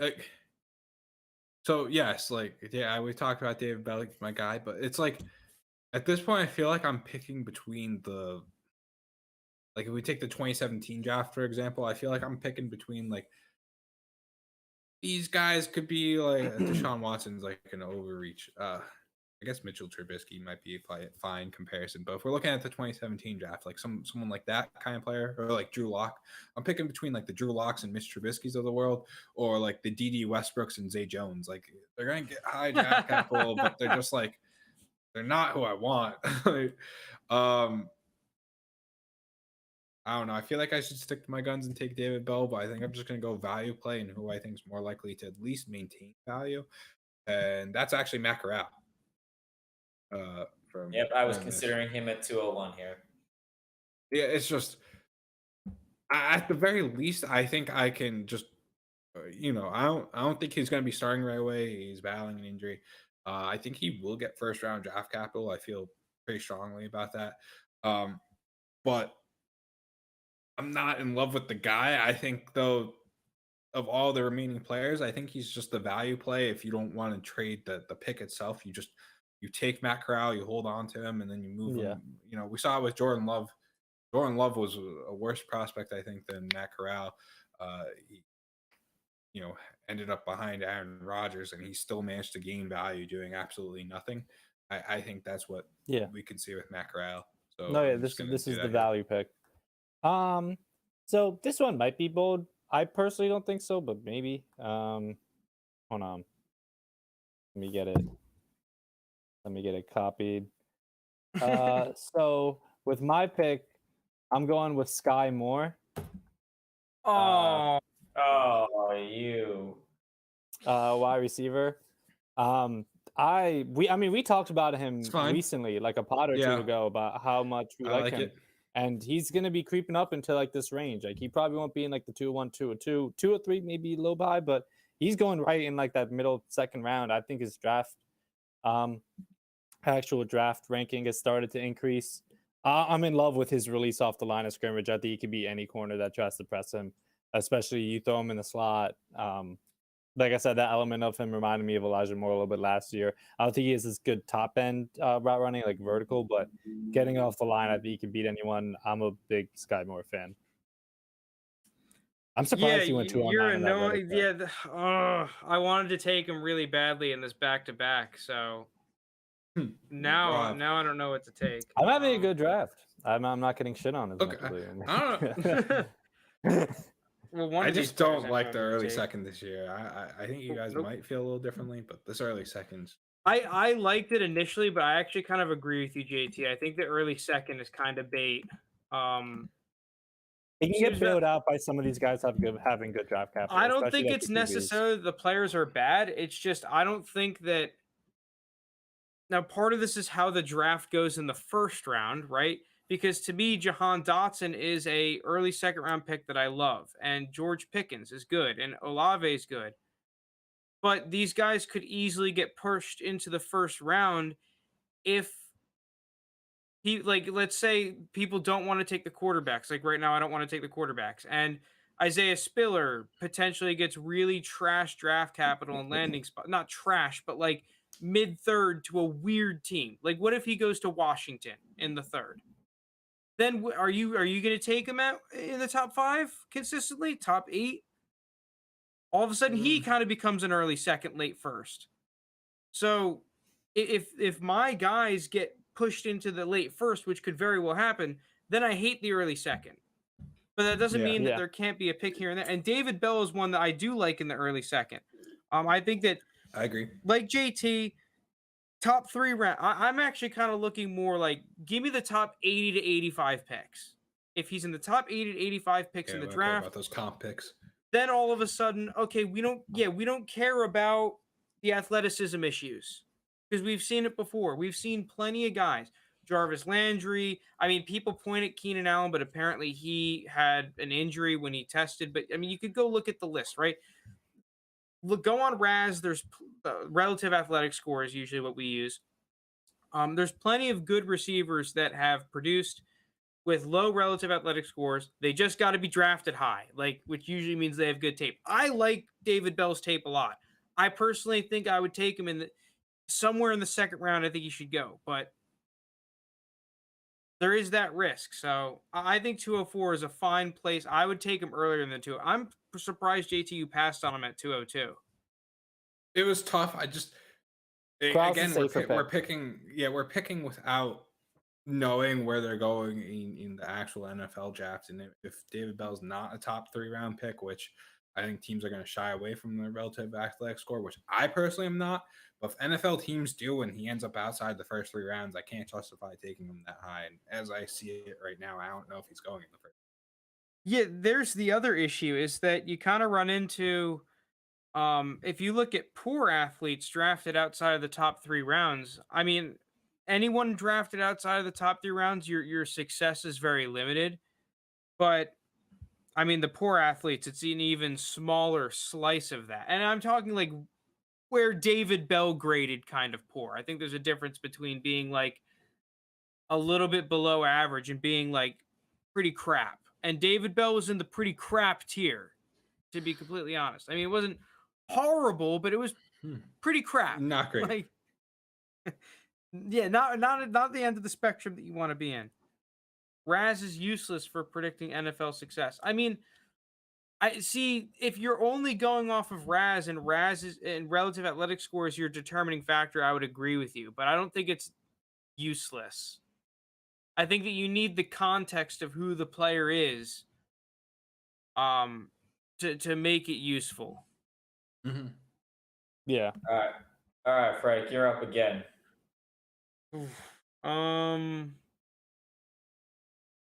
Wait, Joe Herbert saying that's a fine pick is like saying she has a good personality. Yeah, that's my go-to kind of saying for I just read up in the chat. Oh man. So I guess what I'm thinking here, there's a couple receivers that I still like. Christian Watson, someone that a lot of people would take here at 205. There's definitely the potential of starting to get in that range where you can take a quarterback cheap, right? I kind of think back to when Jalen Hurts. Yeah, Jalen Hurts, and there's been a couple of other examples somewhat recently of if you take a swing on a quarterback around here, and they get that second round draft capital.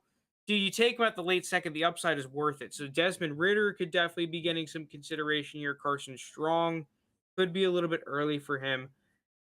But I think I am going to go with Brian Robinson. Damn. I like that.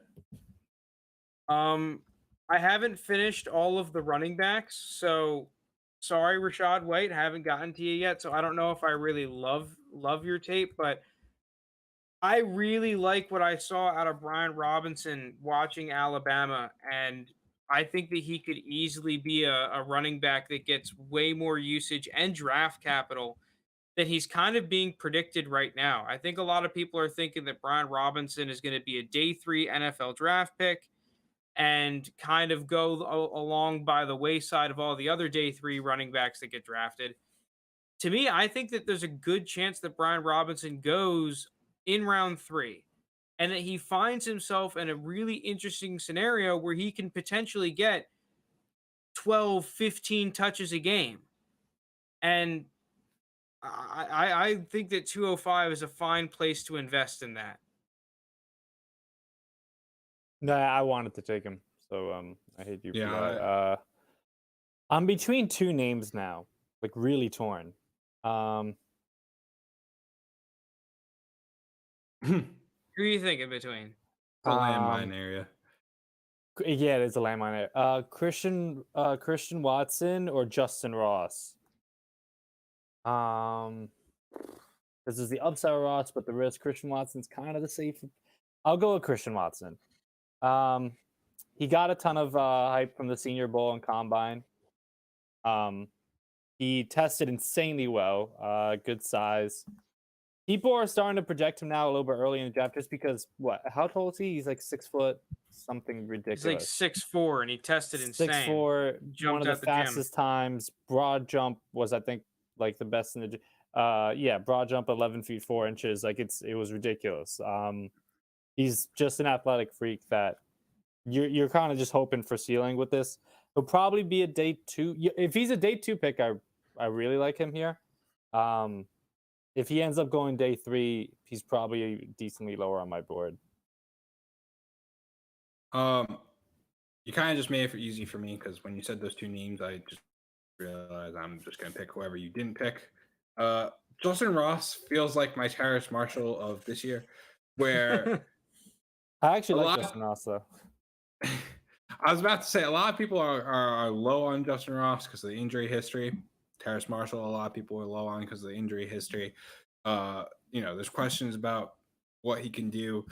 I think they're going to be drafted around similar places. I kind of reached on Terrace Marshall in a couple of places, drafting him a little earlier in the second, but now we have Justin Ross mid-second. I just think, again, I might be falling into the same trap, but it just feels like this is a guy that we're going to look back on in a couple of years and either, wow, he never saw the field, like he was always injured, he never produced, the coaches hated him kind of player, or wow, I can't believe we missed on this guy and let him fall that far. And at this point in the draft, that's the kind of risk of play I'm willing to take on a player. Like, I just think if he hits his ceiling, he's a truly special player. We saw what he did in his early seasons on Clemson. So, I mean, if he hits his ceiling and stays healthy, he's a first-round talent. It's just always been the injury concerns. Okay, Terrace, he's my Terrace Marshall. The 2022 Terrace Marshall. All right, I got 2 back-to-back here. With the first one, I am going with Desmond Ridder. It doesn't surprise anyone. I just think he is a guy that's going to get maybe late first-round draft capital. I've seen him projected a lot to the Saints and Steelers and stuff, so I don't know how that changes. But I guess pending his draft capital in the NFL draft, this pick could change. But right now, I like the prospect. He's big. He's won a lot at Cincinnati. Really turned that program around. He can move. So the value of a mobile quarterback at 208, I don't think you can go wrong there. Yeah. And then my second pick here, I am going with Zamir White. There's not a lot of running backs that I actually like in this class, and I think at pick 209, you don't like Kyren Williams? I do like Kyren Williams, but I think the Combine really pushed that one down the board. But no, Zamir White's the right pick. Zamir White, I think he's my running back 4. I think I have him slightly above Brian Robinson right now. So to get him 5 picks later I like that one. Yeah, I like Zamir White there. Actually, I like both those picks. Who's up now? Oh, JT is back up. Wait, hold on real quick. That's funny. I didn't know I was muted. The problem I have with Zamir White, I saw, Jake, you said you had him as your RB4. Joe Herbert in the chat, Zamir White is his RB4. Oh. The one problem I have is that I just hate the fact that he's going to catch like no passes. At least that's what I think. And I just don't think NFL teams are going to trust him. So, like, to me, sure, and that's why he fell this far. That's why he is in the late second round of rookie drafts. And I think at that point, if you're not going to find a running back that can, have his, ball carrying ability and his ability between the tackles, that you're going to find that at this point. Obviously, it comes with some flaws, and that's why he's not a first round rookie draft pick. But you got to take your chances here. And at pick 209, I mean, there's not much left on the board at this point. Ooh, spicy statement there, my friend. I'm seeing plenty of fire draft picks coming up. I'm in a weird spot. I kind of wanted Zamir White, to be honest. Yeah, I'm looking around. And I think the move is tight end. I think the move is a clear tight end. But it's just which one is the clear tight end to pick. Charlie Kohler was my guy. Lance Zierlein kind of torched him, and I don't like that. I don't know. Isaiah Likely from Coastal seems like a fun pick. Trey McBride is the guy that everyone's starting to hype up. I don't know, guys. I don't know. I just take whatever tight end JT doesn't take right after him. I think if you want to mess with me. So I think if I'm doing the value here, right? I think I just gotta pick the guy that I think will get drafted the highest and hope the other guys follow me, because I like most of these guys. So I don't really like Wordmeyer though, and I think he's going to be the one that goes the highest in mock draft. Sorry, I'm wasting a bunch of time. I'll just take Isaiah Likely, Coastal Carolina. It's not a sexy pick, but I think tight end, at least you could just put them on your taxi. Hope they gain value, which they typically do. He looked really good on Coastal. I don't know. It's just, it doesn't make me feel good, but I think at this point in the draft, I'm just going to store value. Okay. No, I like that pick. No, I won't fuck with you taking the tight end I would have taken right after. I'm going to take a receiver here. Someone, he got hurt, and he's kind of fallen a bit because of it, but I feel before his injury, he was viewed as like a mid-second rounder, and that's John Mechie. Yeah, that's a good pick. His speed is legit. I thought it was a little bit underwhelming start to the season, but I thought he actually started to get it going before his injury. And obviously, once he got injured, Jameson Williams just went off, and Jameson is the much better receiver. But I still like John Mechie. I think NFL teams may view him as just kind of a weapon on offense with his vertical ability, like just trying to get the ball in his hands. I know he's not really good like yards after catch guy. I just more mean like have him on a slant, just never stop running. So I like him at the end of the second, assuming he can recover fine from his injury. I felt like he was going mid-second like 2 months ago, so I like the value here. I thought I was going to end up taking Trey McBride here, but that was going to be the person I was going to take to mess with JT, but I decided not to. I actually think that this is just someone that's fallen a little too far, and I'm going to take. I haven't dove into his film yet, but from what I've seen, I've liked him. That's Rachaad White out of Arizona State. He tested way better at the combine than I thought he was going to. I think he's got some juice. I keep choosing the blue. And his receiving work was really good, was very strong. So at 212, I think that's a good little value get at running back. To me, he's worth a late second round pick, definitely. Then 212. Okay, there's a couple of guys that I want to pick on here. Carson Strong is definitely in play. Trey McBride is very much in play. Trey McBride at 301, I think, is a really nice pick. A couple receivers that are all right. Khalil Shakir, Wan'Dale Robinson, I both find interesting. Calvin Austin is another guy that will probably be going around here in mocks that I think is worth taking. I think I'm going to go Trey McBride, though. This dude is kind of a beast. To me, at the Senior Bowl, he kind of proved that he was the tight end one of at least of that crop of players. And there was a good amount of good tight ends that were playing at the Senior Bowl. He was like a lock for a touchdown a game.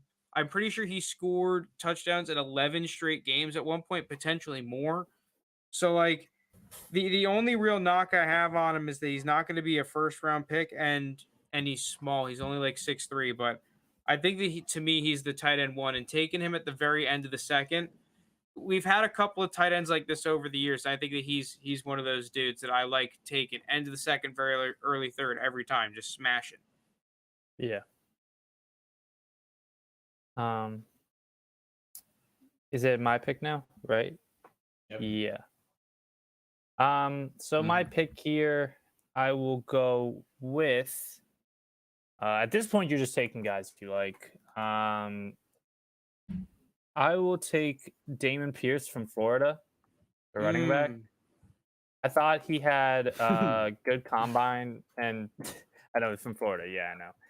But I mean, I think 302 is a good spot for him here. I think he can be in the discussion for. Anyone could go here. You don't like Pierce? No, I said anyone could go here.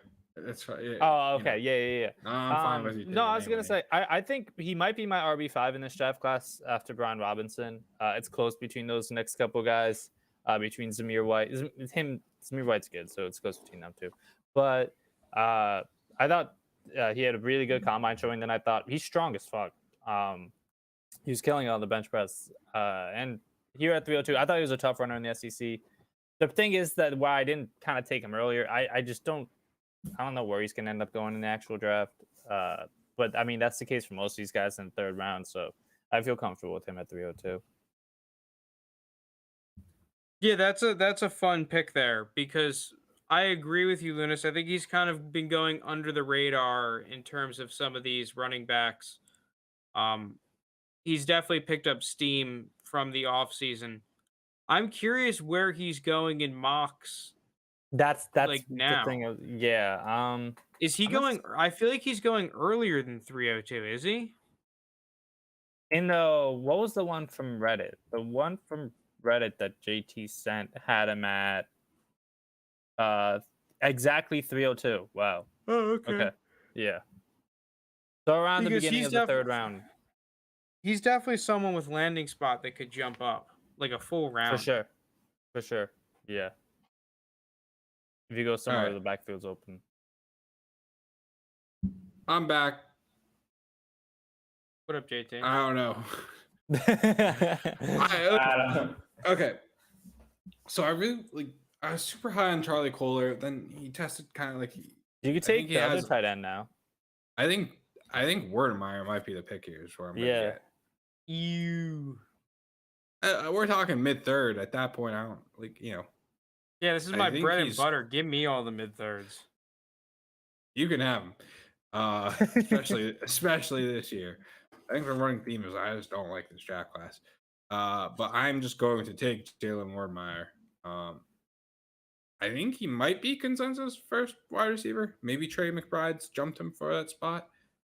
His name is not spelled correctly there, by the way. I just kind of threw in like a general. I think it's pretty close. Is that? I don't know. Yeah, I mean, I might be saying it wrong too because I don't know. I mean, there's definitely an R in there somewhere. Comes in.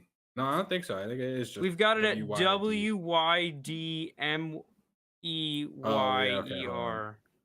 I think it's like that. I think it's like that. Maybe take out that second E. Wait, where are you spelling? I don't see where you're spelling it. In the draft thingy.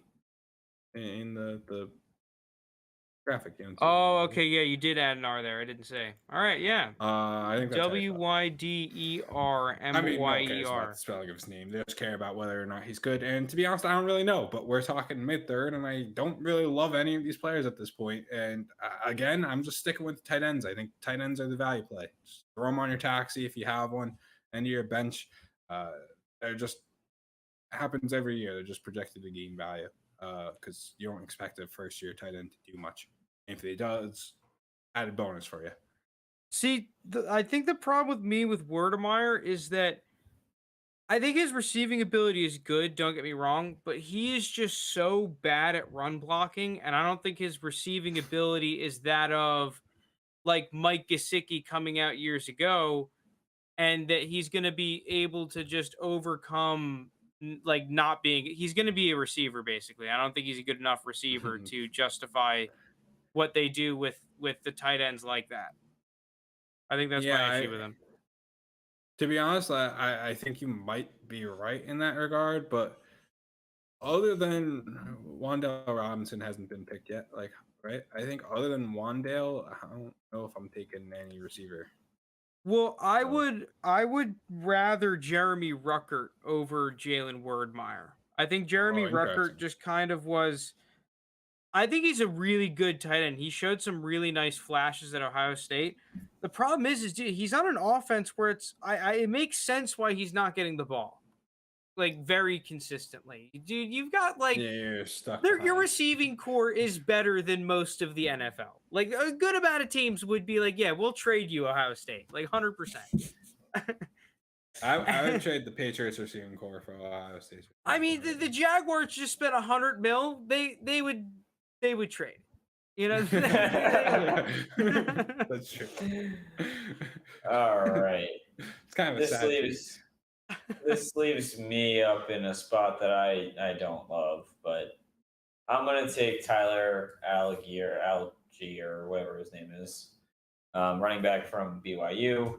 I just think he's fallen too far at this point. I think he's a guy that we could see get third round draft capital, but probably not. Where do you have him going in your draft, Frank? Probably early day three. Somewhere day 3. Yeah, I'm not sure early.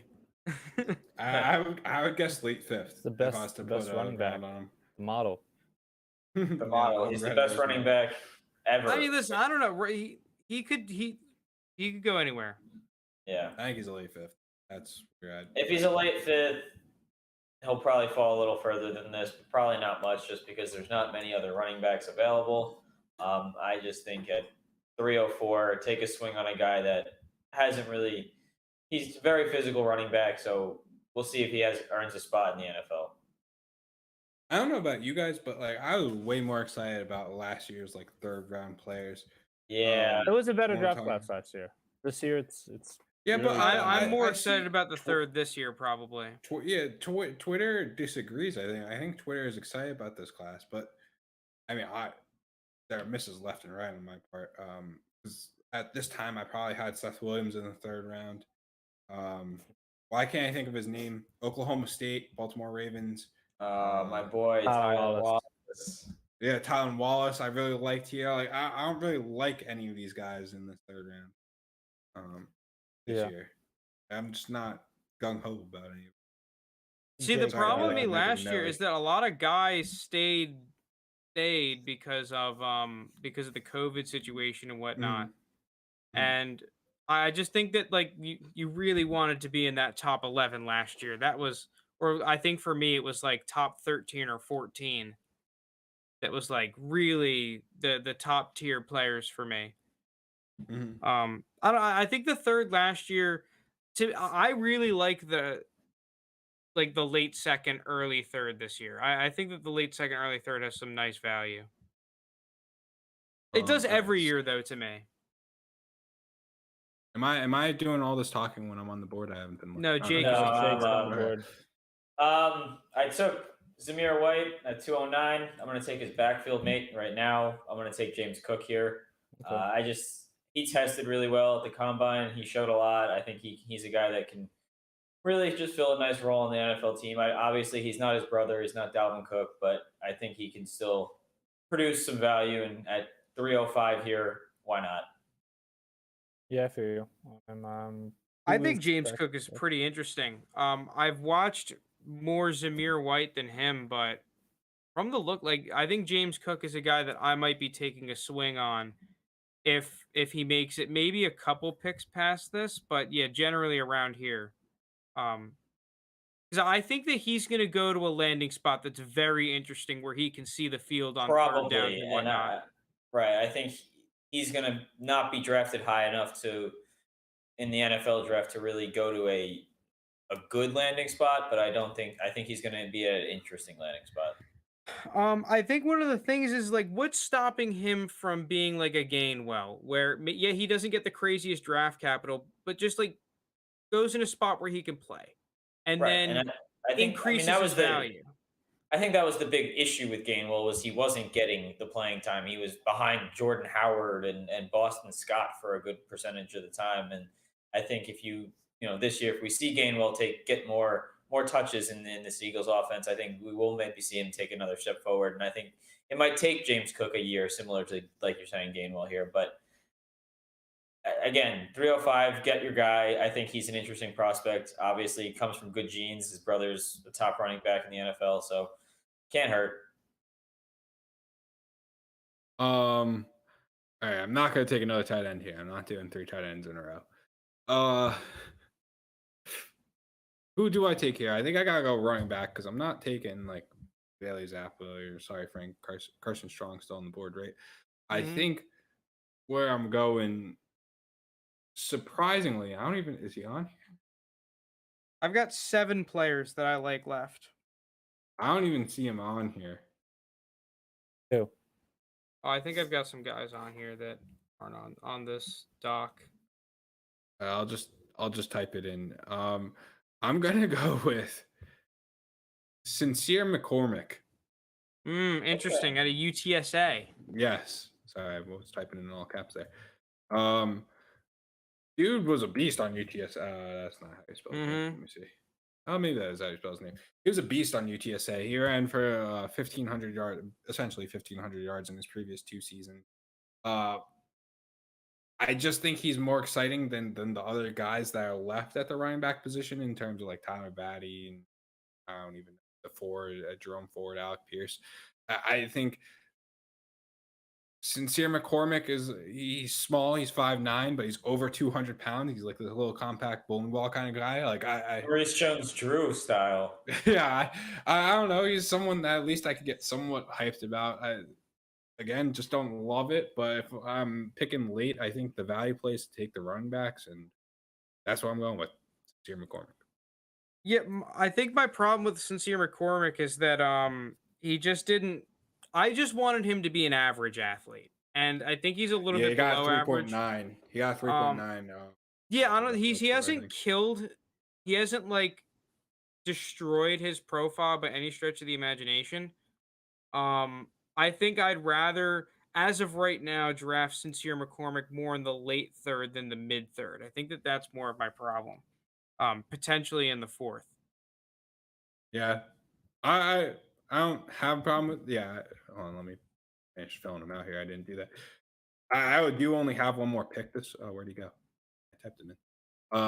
I only have one other pick this draft, and so I figure I might as well just do the take your guy kind of play. Yeah, that's fair. All right, Looney, you're up. So I'm taking a receiver out of Kentucky by the name of Wan'Dale Robinson. He had a really productive recent season at Kentucky. I think he finished with how much? Around 1,300 yards, 7 touchdowns, over 100 catches. The thing I also like about him, and that I do like with a decent amount of receivers, is when they were previous running backs. It improves kind of like the yards after catch ability. I think in the NFL, he projects more to be a slot receiver. I don't think he can be a kind of an outside guy, but I do think he's a guy that can play your slot and get the ball in his hands, and he can play make. So here in the 3rd round, I like the pick a lot. I almost forgot about him. I didn't forget about him, but sorry, Jake, I'll just go real quick. I still really like Wan'Dale Robinson, but I think it's the same issue I'm falling into with David Bell, except I like David Bell a lot more. You worried about him going late in the yeah, he's just so small, and like Rondale Moore, I think was a much better player in college than Wan'Dale Robinson, and he fell farther than I thought Rondale Moore would have fallen to. So if that happened to him, what's going to happen to Wan'Dale, especially in a wide receiver class that has so much depth as we've seen, like there's been a lot of wide receivers drafted ahead of him. So yeah, same issue for me. I don't know if that's what you. Dude, Lounis is having a nice little mock here. Thank you. Yeah, I haven't gotten shit on today yet for any of my picks. I have to ruin it with the last I think, one. I think you've just been going.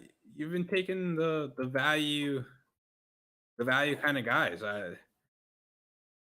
I haven't had too many like crazy ones. Yeah.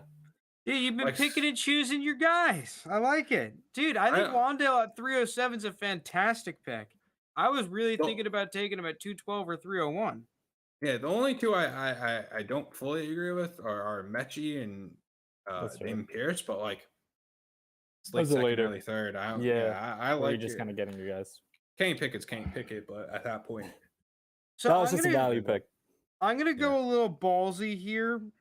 I'm gonna take two guys, one of which I think isn't really a surprise. Carson Strong. I'm definitely the Carson Strong guy. you are a Carson Strong guy. Taking him late, like mid-late third. I like that a lot. This year's Davis Mills. And then, I mean, there's a couple of guys that I like still on the board, but I might go ballsy here and take a guy that I've recently taken a liking to, potentially, because I have not done my film analysis on him yet. So this could definitely change.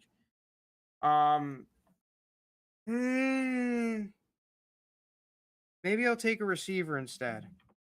Ooh.